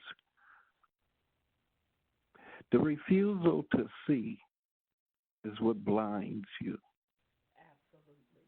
The refusal to know that you are free is what binds you. Absolutely. Absolutely. And esotericism says, sounds like the redistribution of income. I would say you about right on that. I say you knocked that out the park. Exactly. And let's be clear, Now, what this particular sister is not saying, because that's another hidden secret, that includes Caucasian folks, okay? Especially them. Exactly. Matter of fact, you were the largest group that they were putting into slavery. Absolutely. And then going to turn around and give the slave owners for their loss when they held your family members in bondage or sentenced them to contracts that they could never get out of? Hey, sis. Mm-hmm. That was the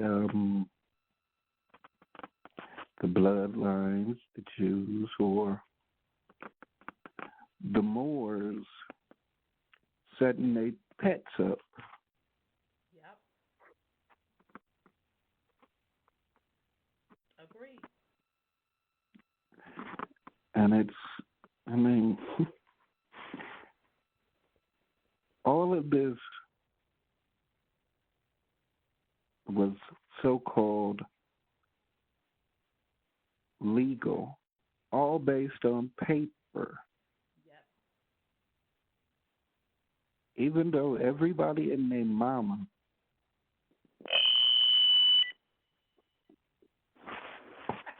should know that colonizing is wrong. Absolutely. I mean, this is simple stuff. I see you, 832, sweetie. I'm coming to you in a minute. And I'm coming to you in just a second. That's what just, Brother Sean, oh my goodness, to show you how people are so asleep. You mean to tell me you need a piece of paper to tell you these things? Mm-hmm. You need a piece of paper to tell you just basic natural laws? Are you kidding me? Which I was. And then people still not getting the connection. That paperwork is casting spells.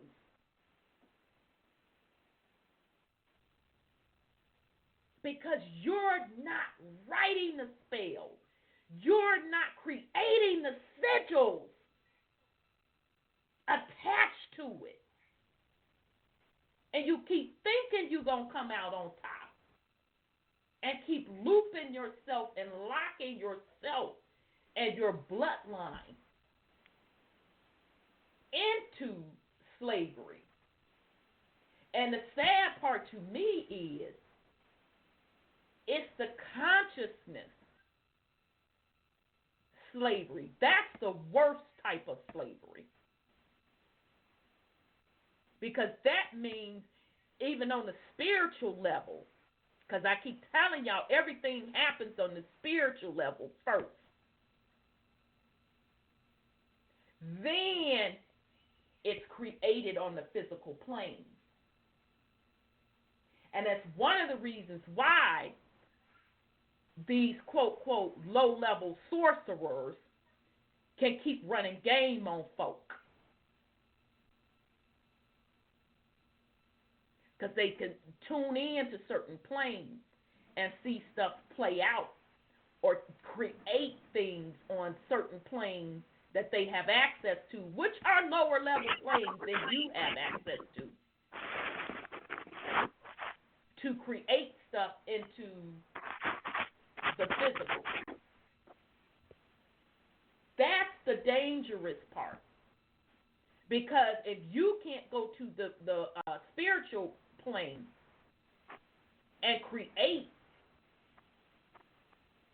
then you're always behind in the physical.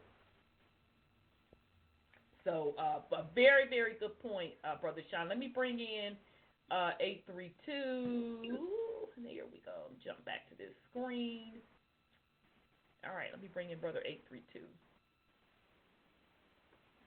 Peace and love, brother. Rhonda, Sandra, my sisters from other misters. Feathers up. Feathers up. United Snakes of America down. Sean, my brother, from another mother, sitting on Mount Olympus, throwing them black lightning bolts down tonight. Indeed, bro. I understand, Rhonda, why you say you don't want to deal with the religious aspect of it, but we are in a Christian construct, whether you use the analogy of the Matrix or not. And Sandra, correct me at any time on what I might be in error for biblical references. However, what is intriguing, everything I was listening to you say, not just in this article, if I understood correctly what you were pointing out, they compensated the slave owner who cannot own human beings that are created by God. I don't care if it's announced by the Vatican and the Pope, who claims to be the vicar of God on earth, right? That's the first thing, right? Mm-hmm. They also use a Christian dynamic and remove the Old Testament completely. So when you say things like Jubilee and holding the responsibility of freeing the slaves, the widows, the orphans, the downtrodden, every 7 years. It's not just 50. It's supposed to be every 7. Then 7 times 7. If it is not done over the course of those 7-year intervals, which means releasing the prisoners, freeing the enslaved, removing all debt. Please correct me if I'm wrong in that thing. By the 50th year, that is what's established as Jubilee. Right. Now, in our specific case in the so-called wilderness of North America, which first and foremost, our ancestors were not Christian. And all Christian ethic that we are spouting out of our mouth has been enforced through debauchery, lynching, massacre, rape, pillage, thievery, conquest, colonization, imperialism, all against someone's will. Those are the basic definitions of defrauding a person, individually and collectively, right? And you are depriving a people of their own belief system, their own frame of reference, and their own way of thinking, being, and existing. Okay? Yep. 10 jubilees is 500 years, correct? Yeah. Now, how are you paying people for property that is a human being, which is an oxymoronic statement, is it not? Yes, it is. Hell, your own child is not your property, is it? Nope. So how are you the property of another human being? And, as Chandra asked, whose money? What money was loaned and borrowed? I want to be clear when I thought I heard from 1833 to 2015. Yep. Is that not what I just heard you report? Yes. So where is slavery as ancient history? Remember I talked to you last week, and I'm going to have to get some more information to research. I want to say, to be correct, the state of Illinois has stated every insurance entity, and I'm sure this goes back to like Lloyd's of London and probably others that we don't realize when we're talking about the insured slavery policies. Mm-hmm. We are talking about from what they taught us was 1492 until, if we're to believe again as what you're stated, slavery was outlawed in 1865, right? Right. But in the 13th Amendment it says, neither slavery nor involuntary servitude shall exist except. That one word means it still exists, correct? That's true. And in American society, that existence of involuntary servitude and slavery is called mass incarceration, in 2020, correct? Yes. Yes, indeed. Okay. So what is the parallel of, and the indentured servant / slave, did we not do the same compensation in 1865?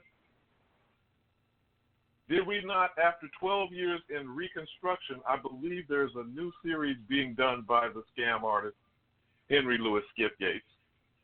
Are you familiar with Redemption? He's supposed to be doing something new. It's called the immediate reaction after Reconstruction was called Redemption. You know what that means? Okay. The former rebellious, traitorous, treasonous Confederates were compensated. In one fashion, the reason that we just had a bogus sham impeachment. Who was really impeached? Not Bill Clinton. Who was really impeached first in America? Andrew Johnson. Andrew Johnson was the Democrat. Huh? Sure, go ahead. I said, and Andrew Johnson. On the list. We get going into him. Okay, after you share what you shared last week about Lincoln. Okay. Andrew Johnson was the Democrat vice president replacement, and notice you didn't mention Hannibal Hamlin, okay, who, in the pictures that people keep saying that looks Africoid, African-like, or melanated, was the original vice president on the ticket with Lincoln through his first term. Okay? Andrew Johnson returned the land that first they didn't have the right to steal the first time, that were taken from the Aboriginal inhabitants who were prisoners of war / slaves under chattel slavery. Right. They then took that land and gave it back to the traitorous turncoat people who were supposedly dividing the Union, right? And then, even under Lincoln, before he was killed, he compensated slave owners. I think, Sean, you brought this up before, right? Yep. The only reparations ever been paid in American history were to the criminals owning human beings. Yep. Now, I believe under international law, I forgot which one it was, whether it was the Nuremberg trial or the current configuration of the United Nations, that is considered under certain aspects of genocidal law, isn't it, on an international basis? Yeah. What is the top reported story worldwide, globally now? Sex trafficking? Human trafficking. They even call it human trafficking. Yeah. Okay. What's the difference? It's not any. So, I mean, I'm sorry. Please forgive me for interrupting your article. If you want to wrap that up, but No. From 1833 on it. From 1833 to 2015. Now, 1830 is the Indian Removal Act by the criminal Europeans sent over here that this woman you said in that article said they didn't want that kind of shit happening on their doorstep, I think you said. Yep. Okay, what did they not want happening on their doorstep? What happened in 1830 in the Indian Removal Act? Now, on the one hand, they're stating in 1833 they abolished slavery, which I'm still waiting to hear what those details and facts were. You have pointed out throughout the charter, starting with King James and the Virginia Company / Virginia Colony, King Charles II, I believe it was, with the Georgia Charter. And in each of those charters from the beginning, they stated there shall not be slavery. Who should not be slaves? Yep. Because we're still operating under dom diversas from 1442, 50 years before Columbus sailed the ocean blue, that stated that all people identified by the Roman Catholic Empire, the Vatican, the Pope, that were not so-called Christians. And again, what people don't seem to understand, the French word derivative, the etymology of Christian is the French word Cretan, which means criminal. So who's the criminal?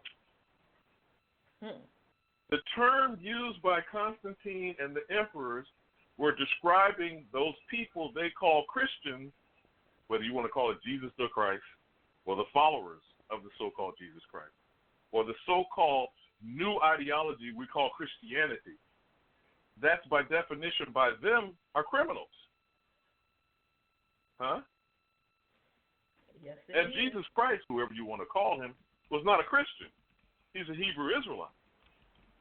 He said he didn't come to break the law, he came to fulfill the law, which means the law being implemented, which I'm circling back to the Jubilee, the Covenant, the Ten Commandments, and the 613 Mosaic law. So please, correct me at any time, Sandra, if I'm in error here.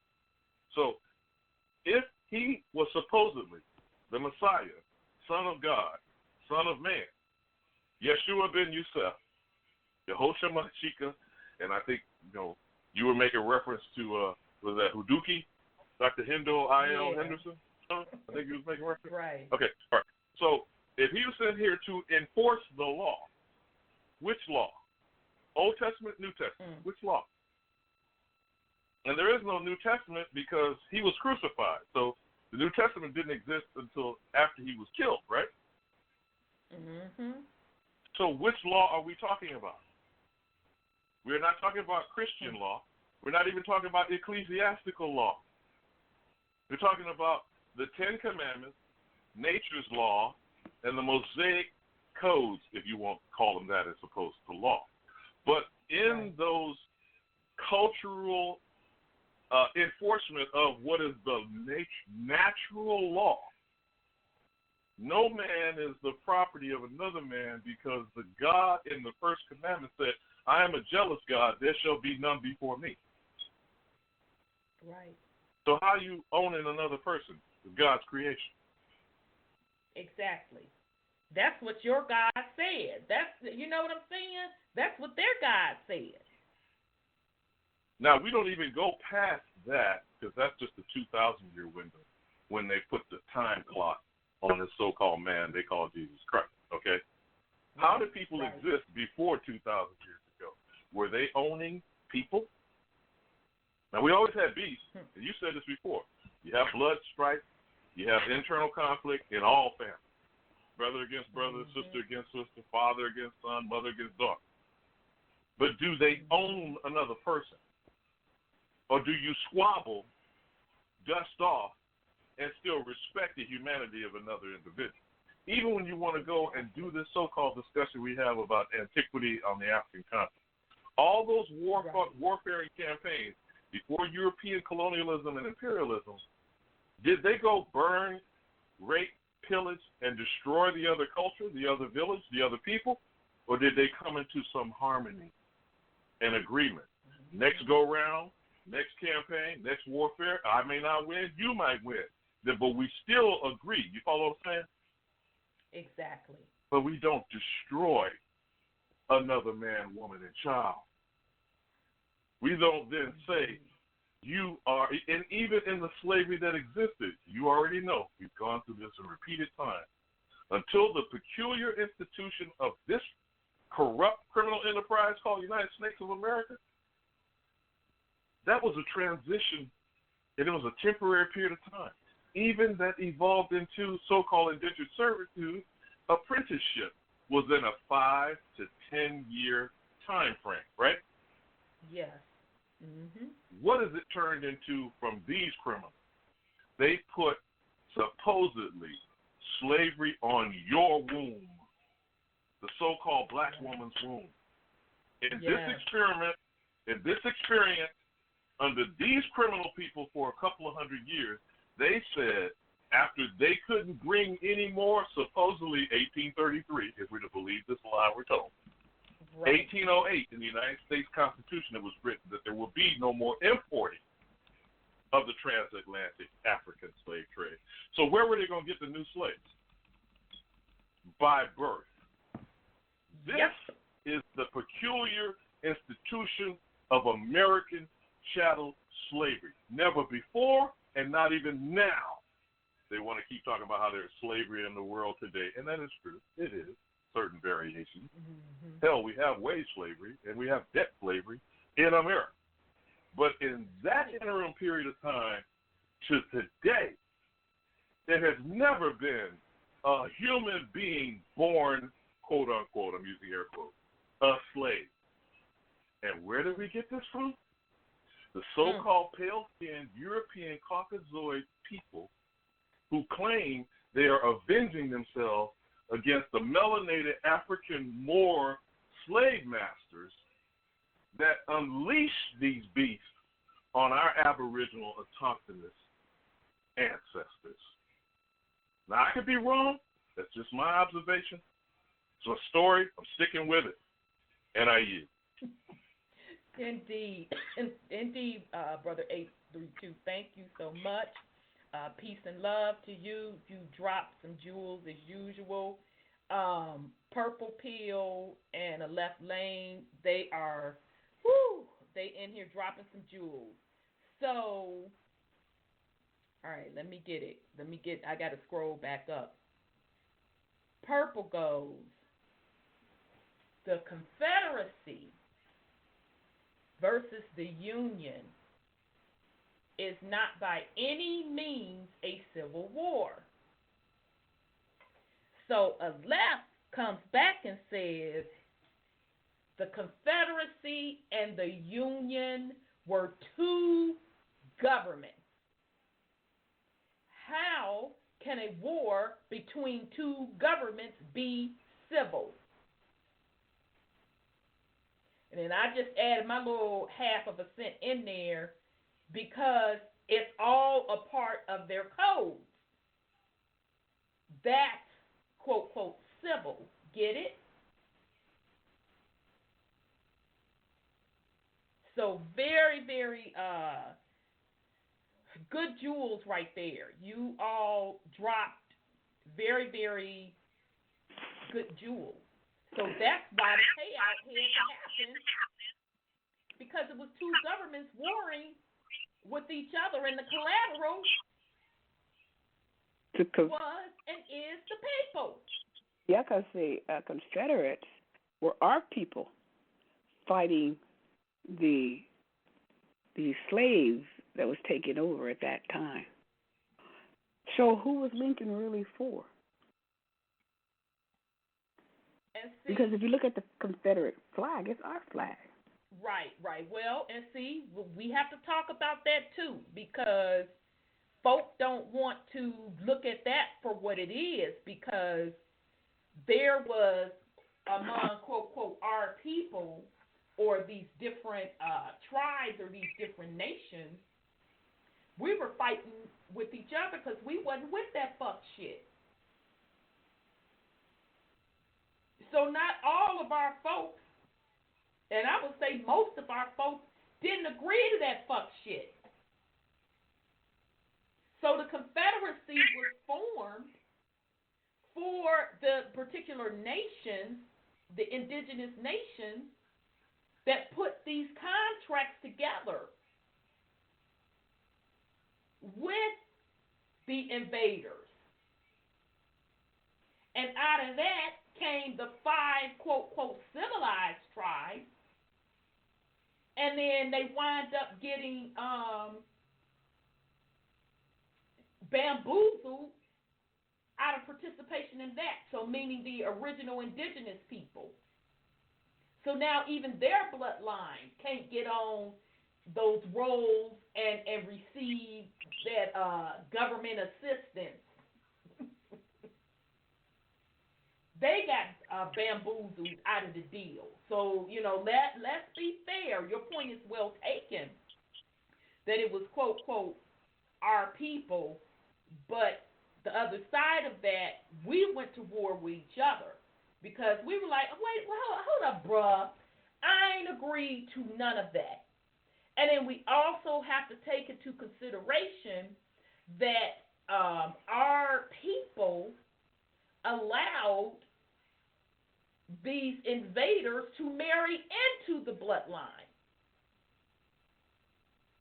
So if that's your brother-in-law bringing to you a deal, you going to more than likely listen to what he have to say. Yeah, my brother-in-law have my best interest at heart.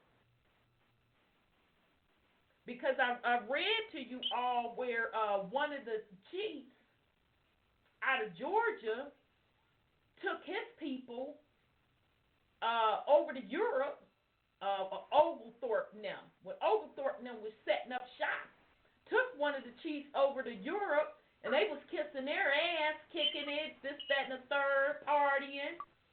They was the toast of the town. And that chief wound up dying over there, and matter of fact, his body stayed over there. So let's be clear, because melanated people get caught up in this fantasy. We wrote the law. We wrote the code. Well, I'm not motherfucking proud of that. Let's be real clear. I'm not proud of that. Because in essence, you wrote the laws and codes to enslave your folk. Which from a spiritual level is why this fuck shit went on. Because the karmic debt had to be paid through the bloodlines for them transgressions. Because it's the same bloodlines still involved in all of this. So very, very good point, Brother 832, Sis, Purple, and Aleph. Very, very good point. Hey, Sis. Mm-hmm. Go ahead, Brother Sean. The Confederacy and the Union are now Republicans and Democrats. Exactly. That's why there's such vast contrast in each of their ruling styles. Now, when the Democrats take over, when they got the majority, things occur a certain way. Mm-hmm. Most incumbent Democrats or Democrats that are within the elite circles always get richer. You can tell who the lower level politicians is by what they make. Yep. But that's all within that system, keeping opposing parties that change their views or their rhetoric as necessary to keep you compliant. Absolutely. And distracted. Yep. They play with your emotions, scream patriotism. Mm-hmm. The Democrats, you never really hear them talking about patriotism. That's strictly a Trump thing, a Republican thing. Right. Where they talking about patriots. The Democrats always hollering racism, and everything with them is divisive. The Republicans are trying to get you to become good Roman citizens. Yes. Can you just say that again? Damn, y'all dropping it tonight. Purple and the left dropping it, you dropping it, 832, sis. Say that again, Brother Sean. Republicans want you to become good Roman citizens. The Democrats just want to take everything. They want to sell everything. Their plan was to make this into a third world country. They were the ones selling land to China and anybody else that claimed they wanted to buy shit. I can't even really say that Trump is a Republican because he was originally a Democrat, giving money to the Clintons and this, that, and the other. Yep. But he always said back in the day that if he ever decided to run for president, he'd run on a Republican ticket because they're so stupid or gullible. Yep. Because all they want you to do is be a good citizen and go about your business. They want you to be a patriot. They want you to give up your life for their cause. Yep. The Democrats just want you to give up your life. Yep. Yep. So we're going into overtime, y'all. 929-477-3858. If you're not going to continue with us in the chat, thank you, Aleph, Esotericism, GD Thompson 42, Purple Peel, Scotty Saturn. Peace and love to you all. Thank you, YouTube family. Sorry, we're going to try again next week. I had to do some more testing. I'm truly pissed off. But we're going to keep it going. Real quick, Purple Pill says, Union Jack implies unite Jacob. Feel me? So I'm going to say that again. Union Jack, shout out to Purple Pill, implies unite Jacob. Look at those two flags, Confederacy and Union Jack. Excellent point. I mean, he knocked it out the park. And that's why we keep telling y'all it's hidden in plain sight. And all of these symbols, which are really sigils, those flags are sigils.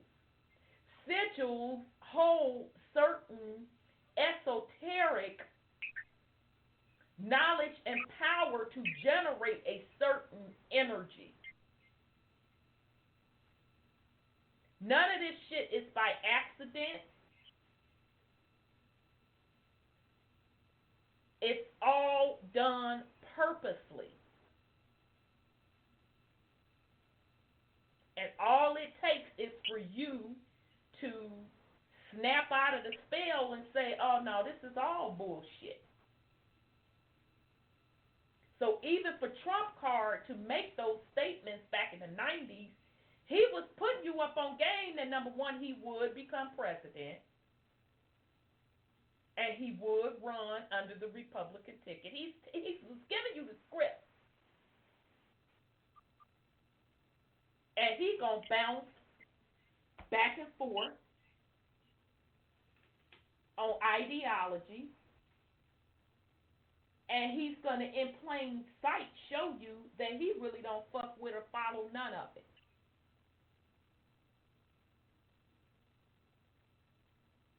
So very, very good point. And Purple goes, when one observes the Union Jack and Confederacy flags, one is observing the uniting of their 12 tribes.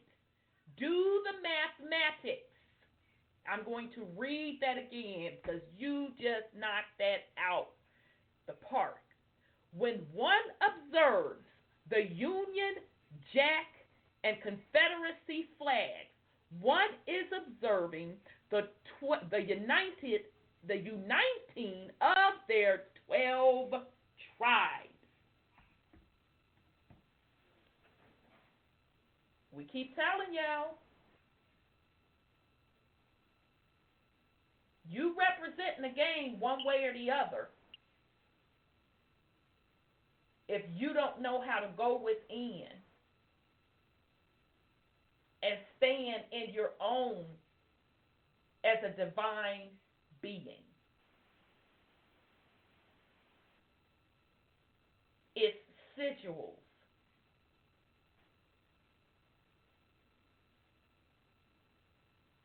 They are controlling the realm through these sigils and putting a spell on consciousness.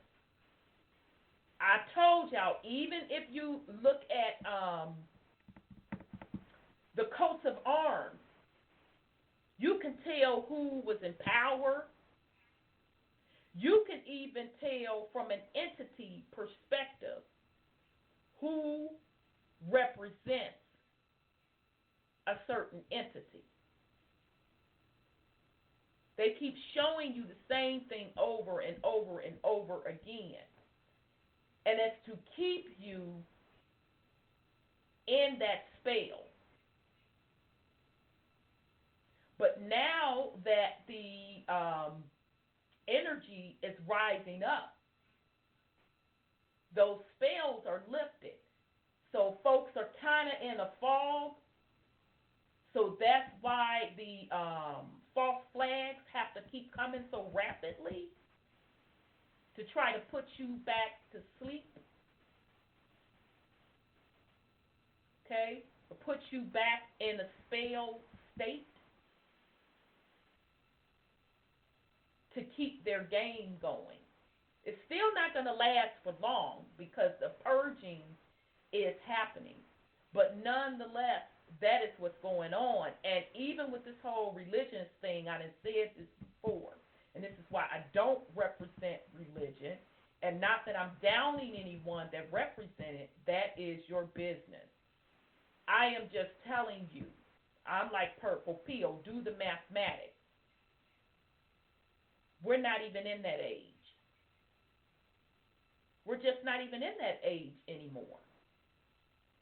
That's why folks are coming out of religion in a massive amount. So they set up this new age stuff and other outskirts to just pretty much put you back under a spell so they can still cipher that energy. So this is why it's ever so important to know thyself. Get that connection with self. Access the spiritual realms with your consciousness to get out of the loop. Look at these signs and symbols and start breaking them down for what they really are. You will see a pattern because, as Purple has pointed out, they're using sacred geometry. That's all they're doing. They're just using sacred geometry. Some call it gematria. That's the number side of it. But the sacred geometry translates into numbers. Sacred geometry creates those sigils. That's all they're using. But that's your shit. The ancient ones that have ancient bloodline running through your veins, that is your shit.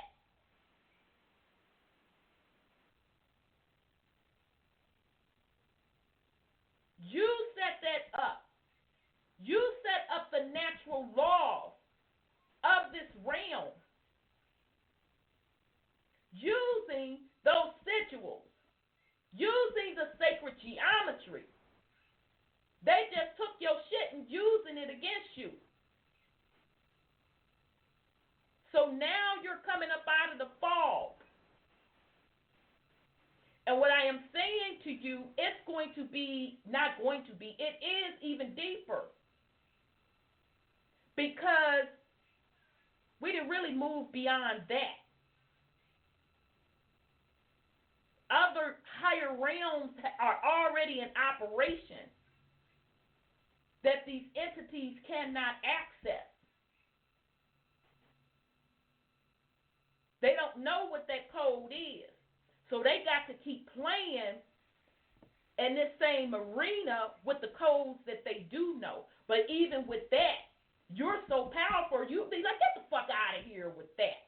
That's my shit, goddammit. I created that shit millions of years ago. Get the fuck on. So no, I'm not interested in recreating the same shit. Been there, done that, got the t-shirt. Not fucking interested. So very, very good point. Y'all was really, really not, yes, Purple Pill, Purple Pill the mess. Same old shit. They smile in your face, and all the time they want to take your place. Y'all old school know how that go. Those backstabbing. Absolutely backstabbing. You have the power. You don't have to pick up no weapon, none of that. You didn't pick up no weapon to motherfucking create this shit. You don't have to pick up no weapon to get out of it. It's through your consciousness. You don't have to operate on low-level vibrational bullshit. Create your own reality you want to live in on the physical. So very good point. All right, so here we go, back to the little article.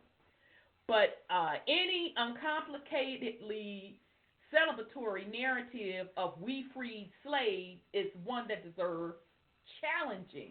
Like many on Twitter, Ramiro feels frustrated that the British public too often simply don't know the real stories about our own shameful past, that historically we haven't been told by our politicians through our education system or through, it looks like it's missing something. The story behind the whip speaks to me because I like to investigate, or through our art. I'm sorry, let me reread that because I'm like, damn, something is missing. Sorry, y'all. Ramiro feels frustrated that the British public too often simply don't know the real story about our own shameful past, that historically we haven't been told by our politicians through our education system or through our art. We just talked about that all night. Letting somebody else tell you who you are, who you've been, and who you will be. The story behind the whip speaks to me as a journalist because I like to investigate, to uncover what has been buried for political expediency, Ramiro says. She used to work for the BBC and has reported from Ethiopia, Haiti, and the Dominican Republic. Okay, and Haiti, Dominican Republic is Haiti. All right, Dominican, that's Haiti. But anyway, you have to wonder how much it was suppressed. You have to ask, how come your tax money was paying off this compensation and you didn't know about it? Never learned about it in school. An estimated 2.3 million African slaves were sent to the British Caribbean, but compared to narratives about the U.S., these stories have been rarely told. Okay, so now that's interesting. This is the first time I'm ever hearing some numbers on African slavery in Britain. Okay, because I think they claim 12 million here. But what that tells me is that 2.3, I'm going to eat million. I'm going to even give y'all 10%. And I think I'm being awfully generous. Because I know how y'all about y'all fake fiat coins. And you're not going to invest all of that money and wait patiently for a return. Okay? Because that's expensive to do that type of voyage. And based on the cargo that you lose, I know doggone well you didn't bring no 2.3 million folk over. All right? I'm going to give you 10% of that. So that's 230,000 Africans that you brought over. The rest of those folks were indigenous to those lands. Prisoners of war. That you enslaved them in their own homeland or shipped them off back and forth to the America ports. All right? There are some obvious historical reasons for that. U.S. slavery took place on home turf. and therefore had a more visible ongoing legacy, whereas for Britain, it happened thousands of miles away. Sweetheart, you already wrote your answer. You're absolutely right.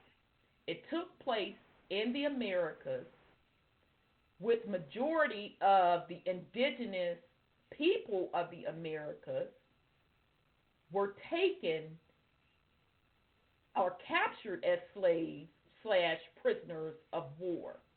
Okay? Then in addition, they started bringing you Brits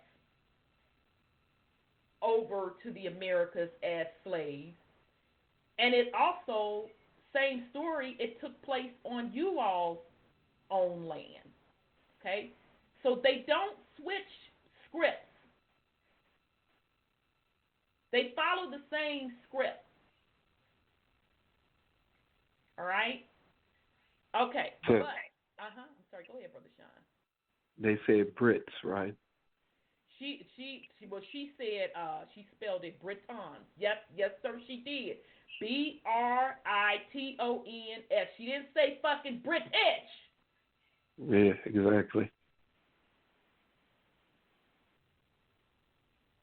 That was all. Okay. All right, but Romero believes it's also in more recent times to do with who gets to tell what story on the global stage. We hear about Black Americans, but we don't hear about the British story. So notice he's back to British. Yeah, sort of British. That's what the fuck it is. Sort of. About 30 million slaves were uprooted from Africa and sold into the New World. Okay, I'm going to say again. I'm going to give them 10% of that. No, not no 30 million. So, go ahead, sis. My question is, who or what count did they put those royals from Britain, Wales, Ireland, Scotland? What category did they set those people in?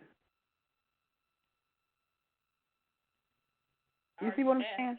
Are you asking who are those people really? No, they have categories as different slaves, that they had shipped over here, indentured, da. So who did they consider the royals when on their inventory? That's what I'm saying. See, because they came over here in the 1800s, right? Right, but I guess I'm confused. Who are the who? So that's what's confusing me. The Stuarts, and the rest of the royals, they ran out of Europe. The Ross, and Ross is another name. Yeah, but what category did they put them in? Did they call them African slaves? Well, did they call them? That ain't what they said on that ship manifest. What did they say? I can't remember. They didn't call them anything. Let me go back. Now I'm gonna say again. Everybody should own this book, The Negro Question, Part 6, The 13 Black Colonies by Lee Cummings. Now I'm gonna get on up in this just for one of these ship manifests. Man, this brother knocked this out. So my bad. I'm looking at Ship York. 1740 came in March 22nd, 1739/40, a list of 115 felons and convicts. Shipped from the Newgate by Andrew Reed, Esquire. On board the York, Captain Anthony Bacon, commander, bound for Maryland. I'm on page 130. Goes through these surnames. Now I'm finna James there was Stewart. Millions more of those people that they ran out of Europe. Right, but you asked me. I'm just giving you the receipt. because the receipts are here. James Stewart, William Stewart, Wilson. Okay, that Wilson name is a part of King Richard's bloodline. And William, okay, because he highlighted in the book who they were. All right, Harriet Tubman's people. Okay, she's on 147. What page was that on? With them ship manifests. So those are the most important ones they recorded. No, that's why you got to pick up the book. He's giving you the actual ship manifest. They didn't just list the most important. They just list everybody in the ship manifest. But because he does his research, he knows that the stewards ruled. So all he did was look at a regular ship manifest and saw the stewards on here. What? So okay. it's telling you but what in I'm 1939 that they categorize them as convicts. But see, there was millions of us in Europe. Not just the royals. What I'm saying. You understand what I'm saying? So they done changed the titles of the ones that are just common citizens to something else.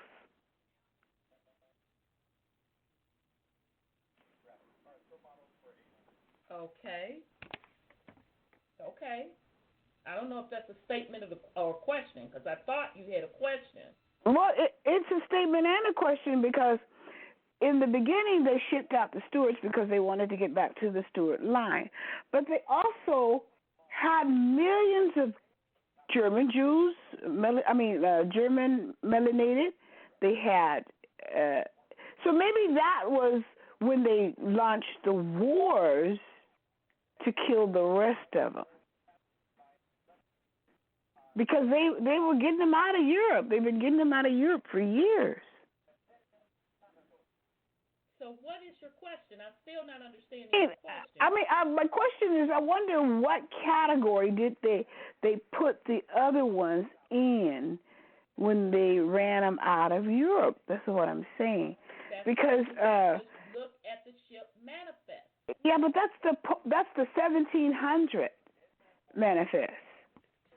So a manifest is a manifest, whether it's 1700s, 1800s. No, but there was way more than. What I'm saying is, it had to be numbers in the millions that was left in Europe of us melanated people.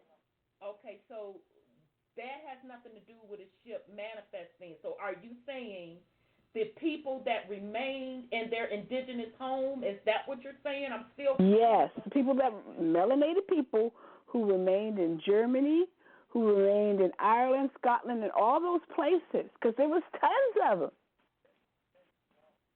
So did they lump them into the African status of the people that they shipped over here, or what? That's what I'm trying to. Okay, so I'm going to ask you this. How did it happen over here? They ran them out. See, what I've been thinking. No. We're going to think about this logically.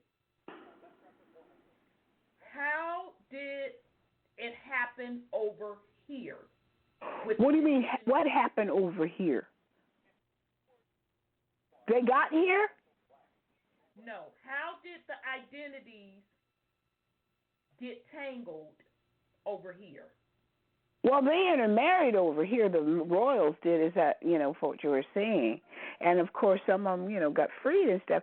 But that, you said that was like 2,000 something, right? 2,000 some people. I didn't say that was 2,000 something people. Well, the manifest didn't contain millions. That's what I'm saying. It didn't contain millions.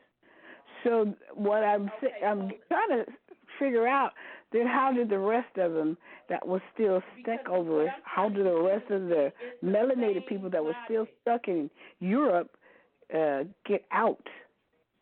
Because Europe basically is white now, right? Or Caucasians.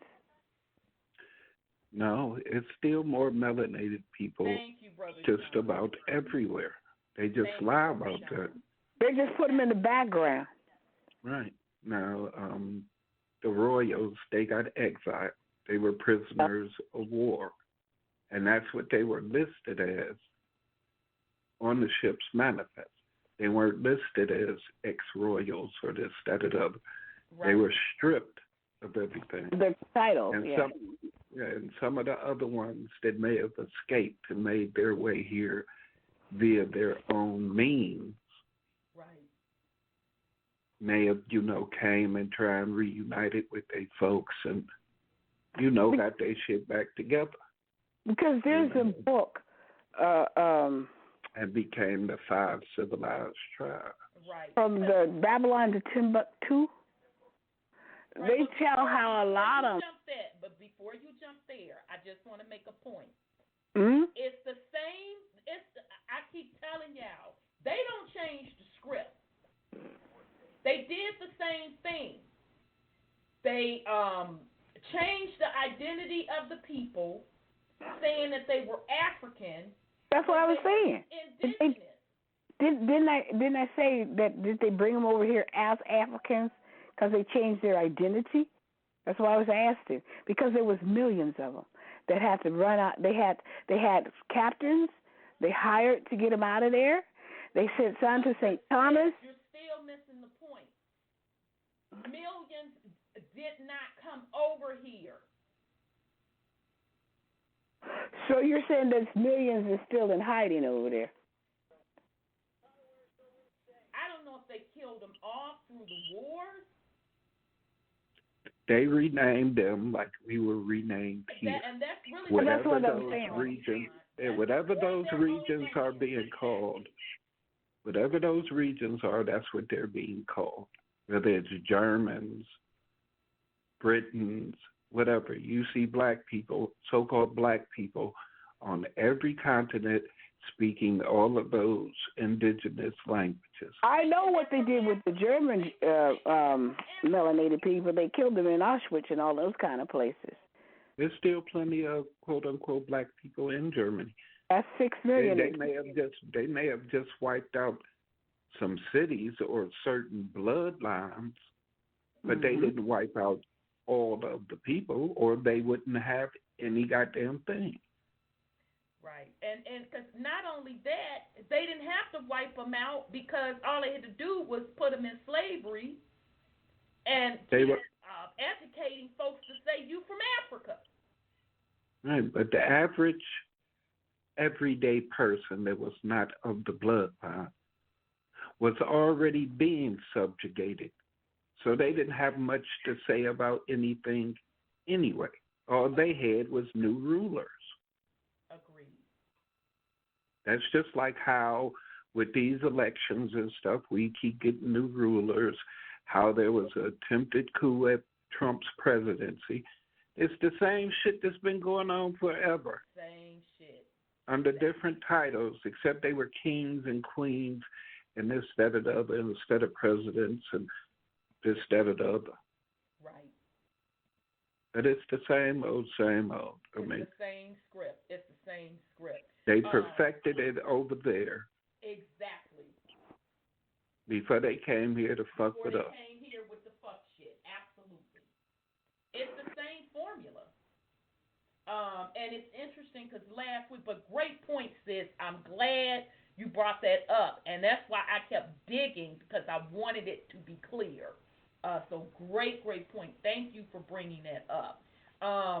Last week when we were talking about Jefferson, and remember we found out that bombshell moment where he was against slavery and he wanted intermingling. So mixing of the races is what I'm trying to say. Because he wanted to breed out the blackness. And so I'm minding my business, just thinking back to things on the show from last week, and I said, damn, it's the same script all over again because remember, they did the same shit in Australia. Don't y'all remember that? Yeah. They wanted to, and they did do it. They tried to make blondes out of us and blue eyes. But they didn't breed it out, though. No, they couldn't.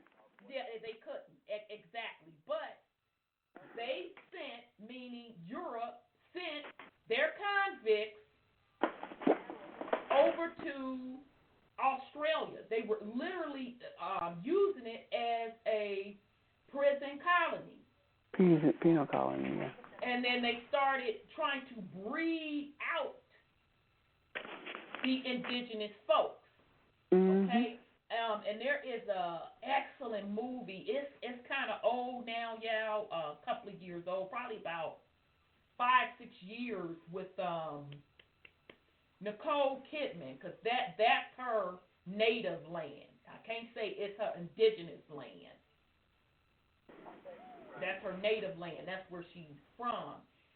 She played in a movie that depicted that, where the Caucasian Europeans were over in Australia trying to breed out the indigenous folks. Very, very good movie. The cinematography was just absolutely beautiful in it. So I'm saying all that to say, they didn't remix a damn thing. They used the same exact script with the pen, with mathematics and sigils to switch folk identity. So they took on the indigenous people of the land's identity and gave the indigenous people of the land someone else's identity. That happened all across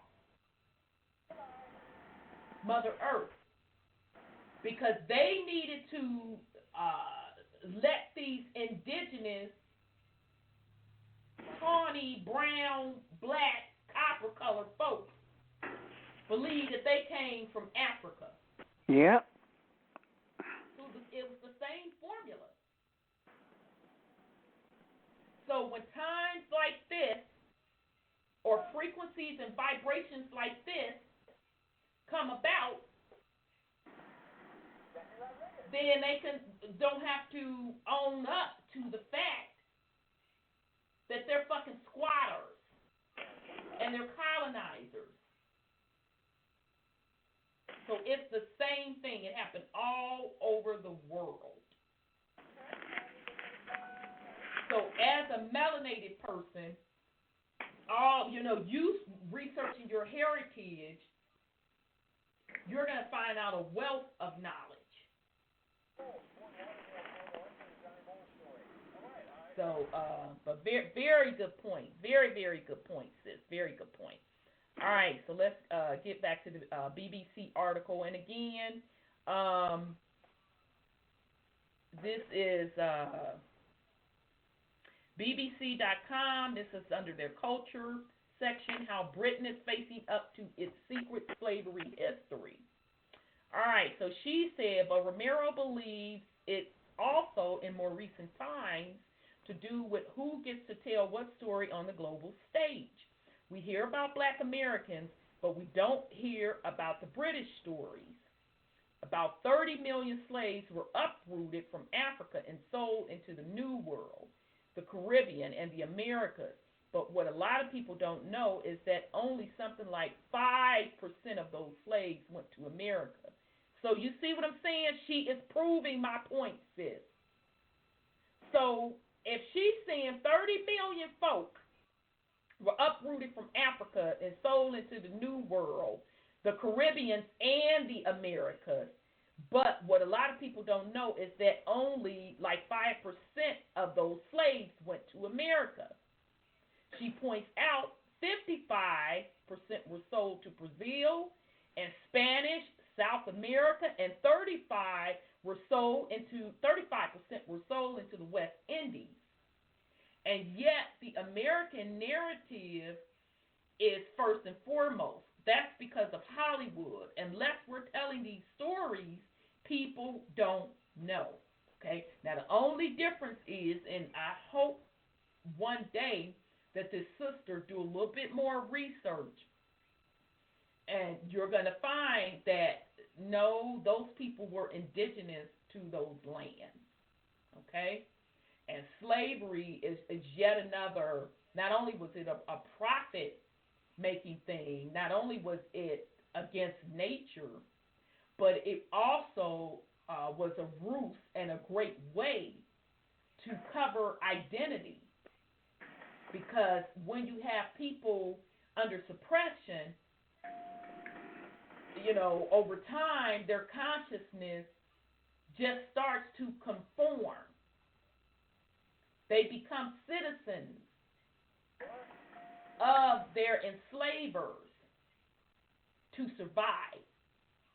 And then they allow those enslavers to educate their generations after and after and after and after.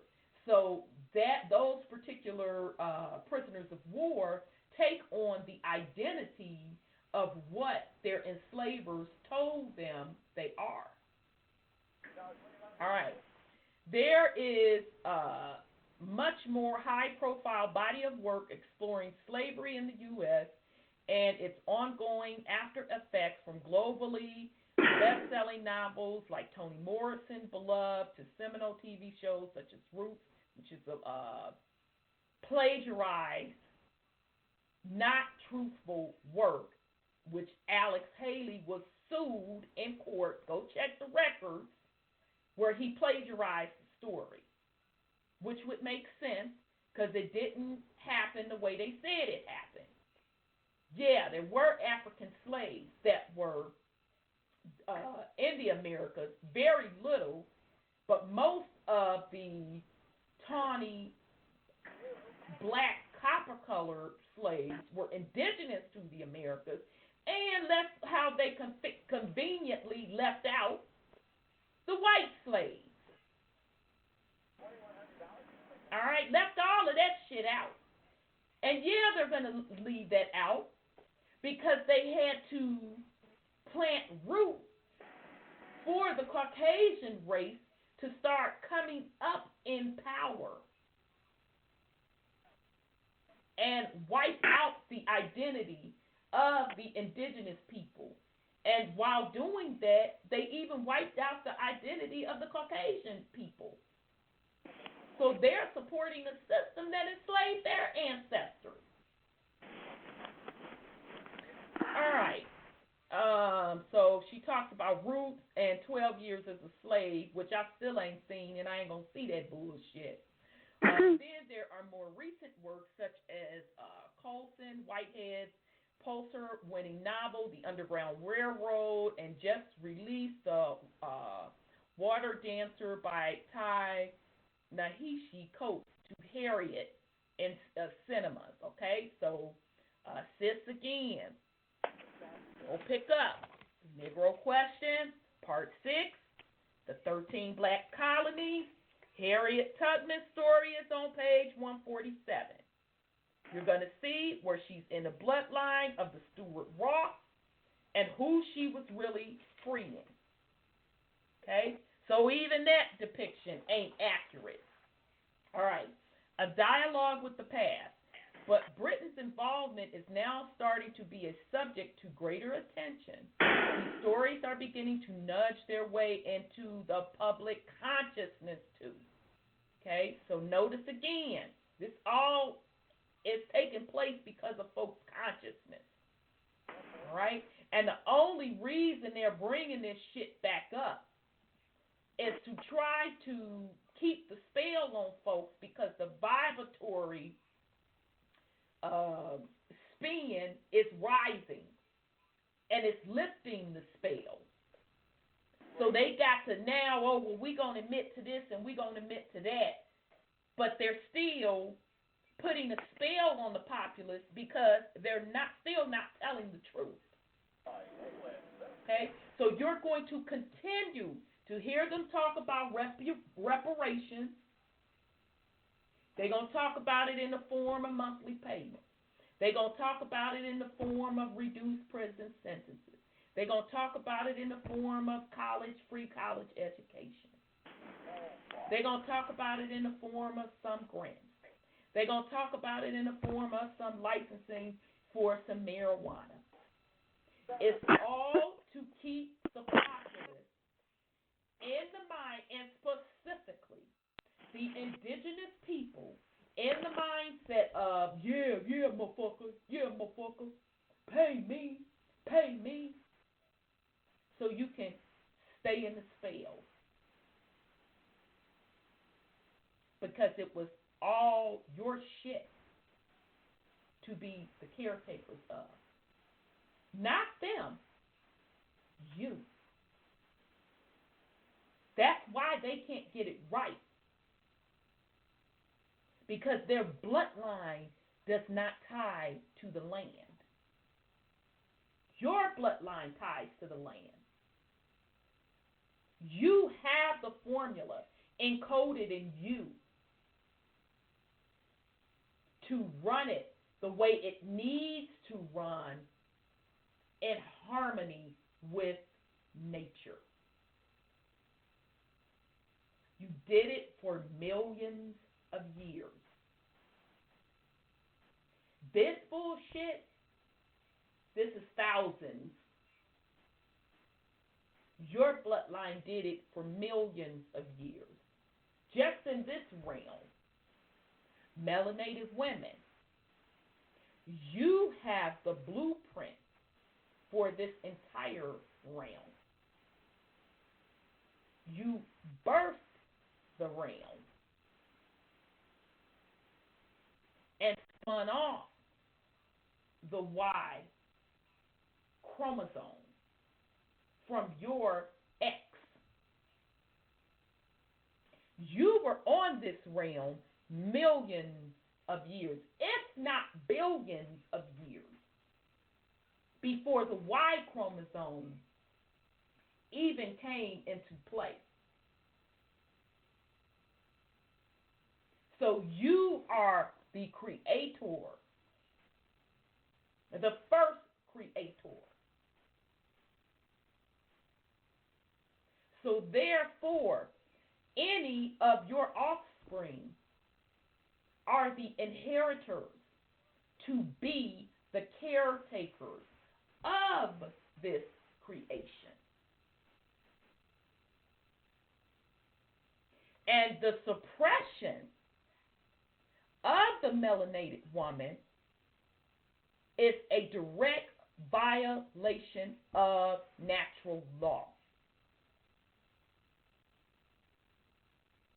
And consequences and the price will be paid for that fact.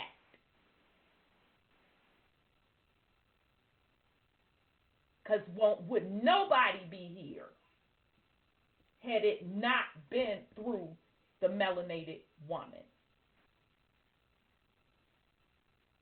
So you, as the melanated woman, have a responsibility, number one, to self. You're not supposed to be so concerned about a system, a process, or a man over yourself and your bloodline.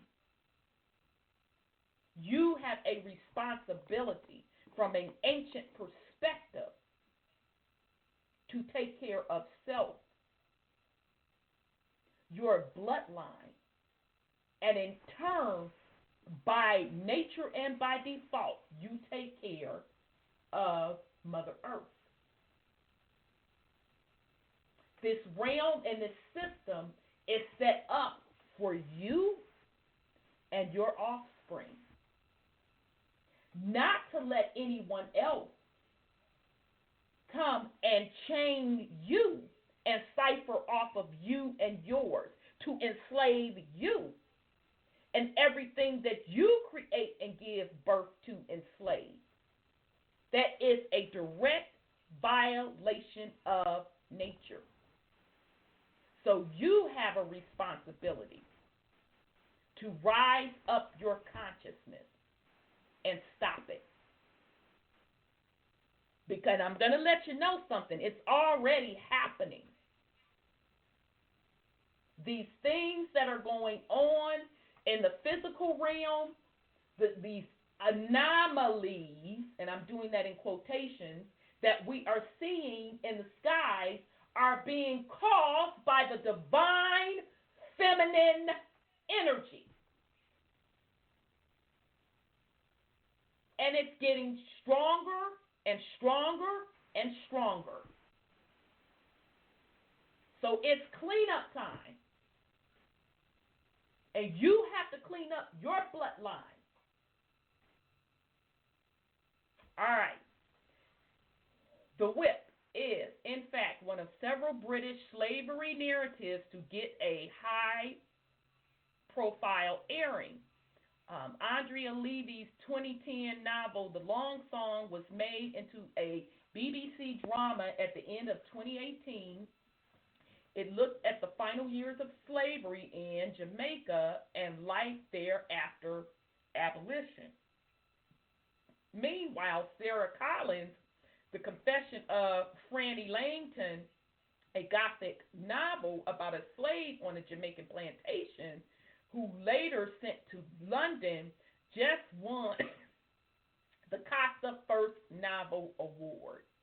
Okay, so now I find it interesting that the Jamaican was on the Jamaican plantation, then was sent to London, all right? And you find that a lot. And that's only because, really, that's where they were originally from. So meaning they were originally indigenous to London or Britain, all right? And again, the Negro Question Part 6, the 13 Black Colonies by Lee Cummings breaks all of that down, all right? And another famous person, Jamaican, damn, Sean, I know you know, what's his name? Garvey. Marcus Garvey. Yeah, he was a Jamaican, right? Yep. Okay. You know where he was buried? Over in Europe. Matter of fact, he was deported there. So wait a minute. I thought you was African. Why wouldn't they deport you to Africa? I'm just saying. Jamaicans are British subjects. Absolutely. That's why they speak such proper Queen's English. Absolutely.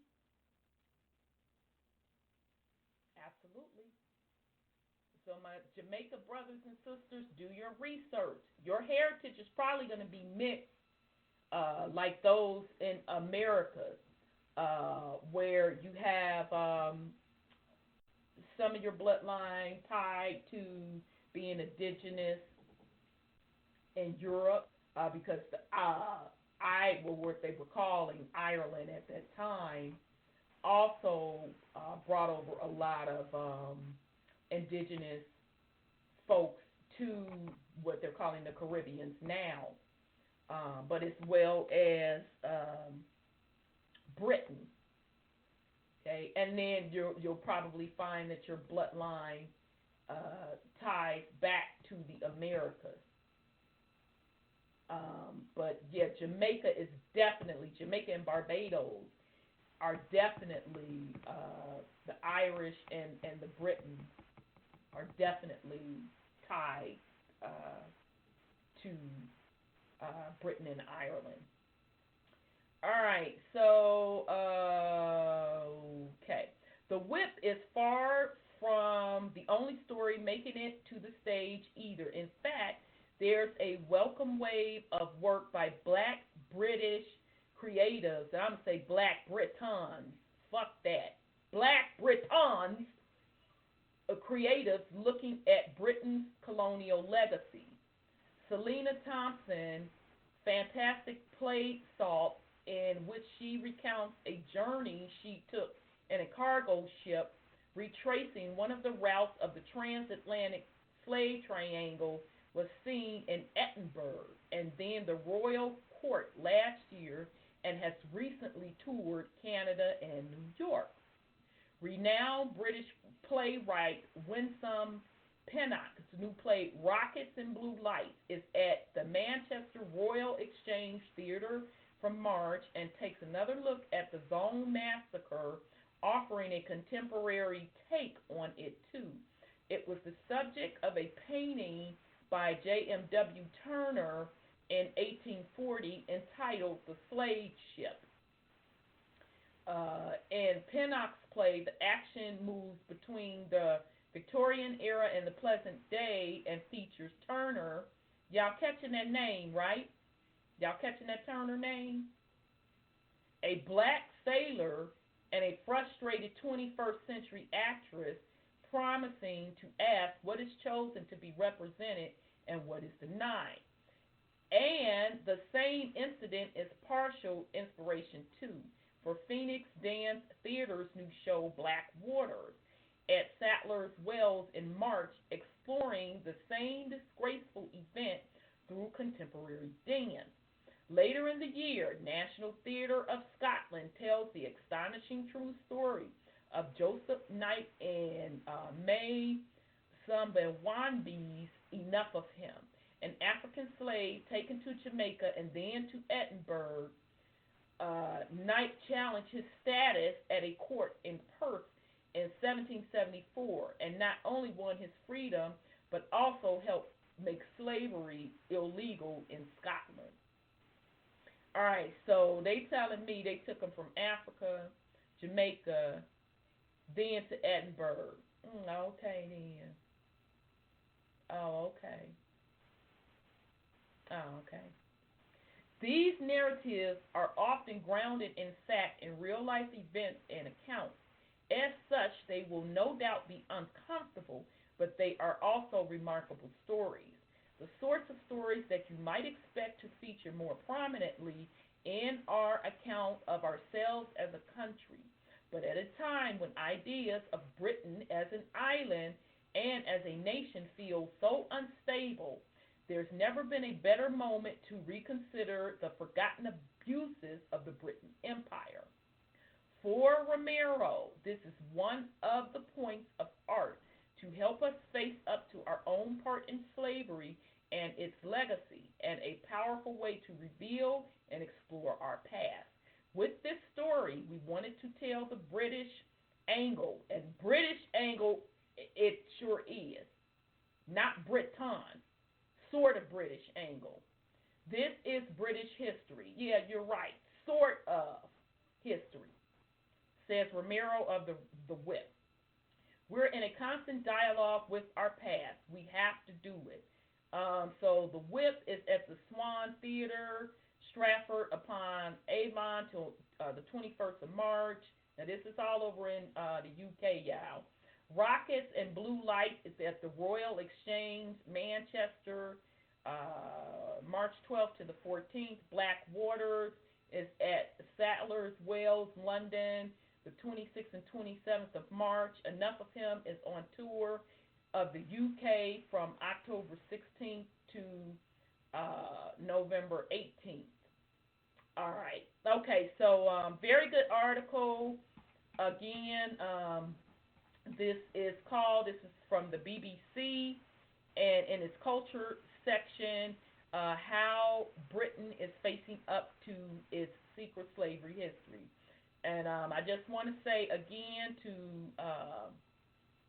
my Britain brothers and sisters that are melanated, just like I, said to my indigenous folks here, research your folks' heritage. Go get them shipped manifests to trace your people back. You're going to find, more than likely, your folk are indigenous to the land. Just like me personally, You never could have fucking told me that some of my heritage would trace back to Ireland. You couldn't have fucking convinced me. But I did the research and saw it with my own eyes and was blown the fuck away. So it traced back to both places, Ireland and indigenous here to the land. Do your research. Do not allow them to sell you the story that your folks came from Africa. No, you were indigenous, more than likely, to those lands. Your folks were prisoners of war that were turned into slaves. Okay? Caucasian folk, I'm going to say this again. Do your research. Okay? In the Americas, your folks more than likely came over as indentured servants / slaves. Okay? It's everyone's responsibility. Okay, so with that said, we're going to put in some last words. Sis, you have any last words for the family?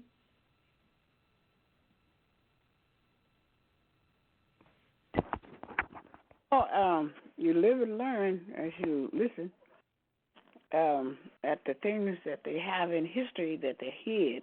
And I mean they hid it. Yes, they did. They keep it hidden. And I was like a purple pill. That was pretty cool what he said. The Union Jack is the uniting of Jacob. That kind of like sums it up. Because I always wondered why some of my relatives was on the Confederate side. It was so-called slavery. Right. And that's why I posed the question I did. I said, who's slavery? And you put it out there. What they were fighting for is the Slavics or the European slaves. They weren't fighting for us. So it's pretty cool. I appreciate their input in the chat room. Yeah, I really do. Bringing it in the chat board. We're going to put the do. YouTube situation together, too, because we had a lot of other folks come in on the YouTube side that was dropping some jewels. So we're going to get it straight. I'm going to have to retest that stuff. I hope so. Yeah. Brother Sean, you have any last words for the family? Yeah. Knowing who you are is the only way out of this. It's the only key. All the rest of it is part of the system. That's right. Period. The system was imposed upon us. You can try and navigate your way through it until it falls. But don't become absorbed by it. Don't become it. Don't try to be it. The only thing you're supposed to be is you. Period. If you are or are not of that bloodline, if you are, you need to change, or you're done for. If you're not of it, you don't need to try and claim to be, or you're done for. Right.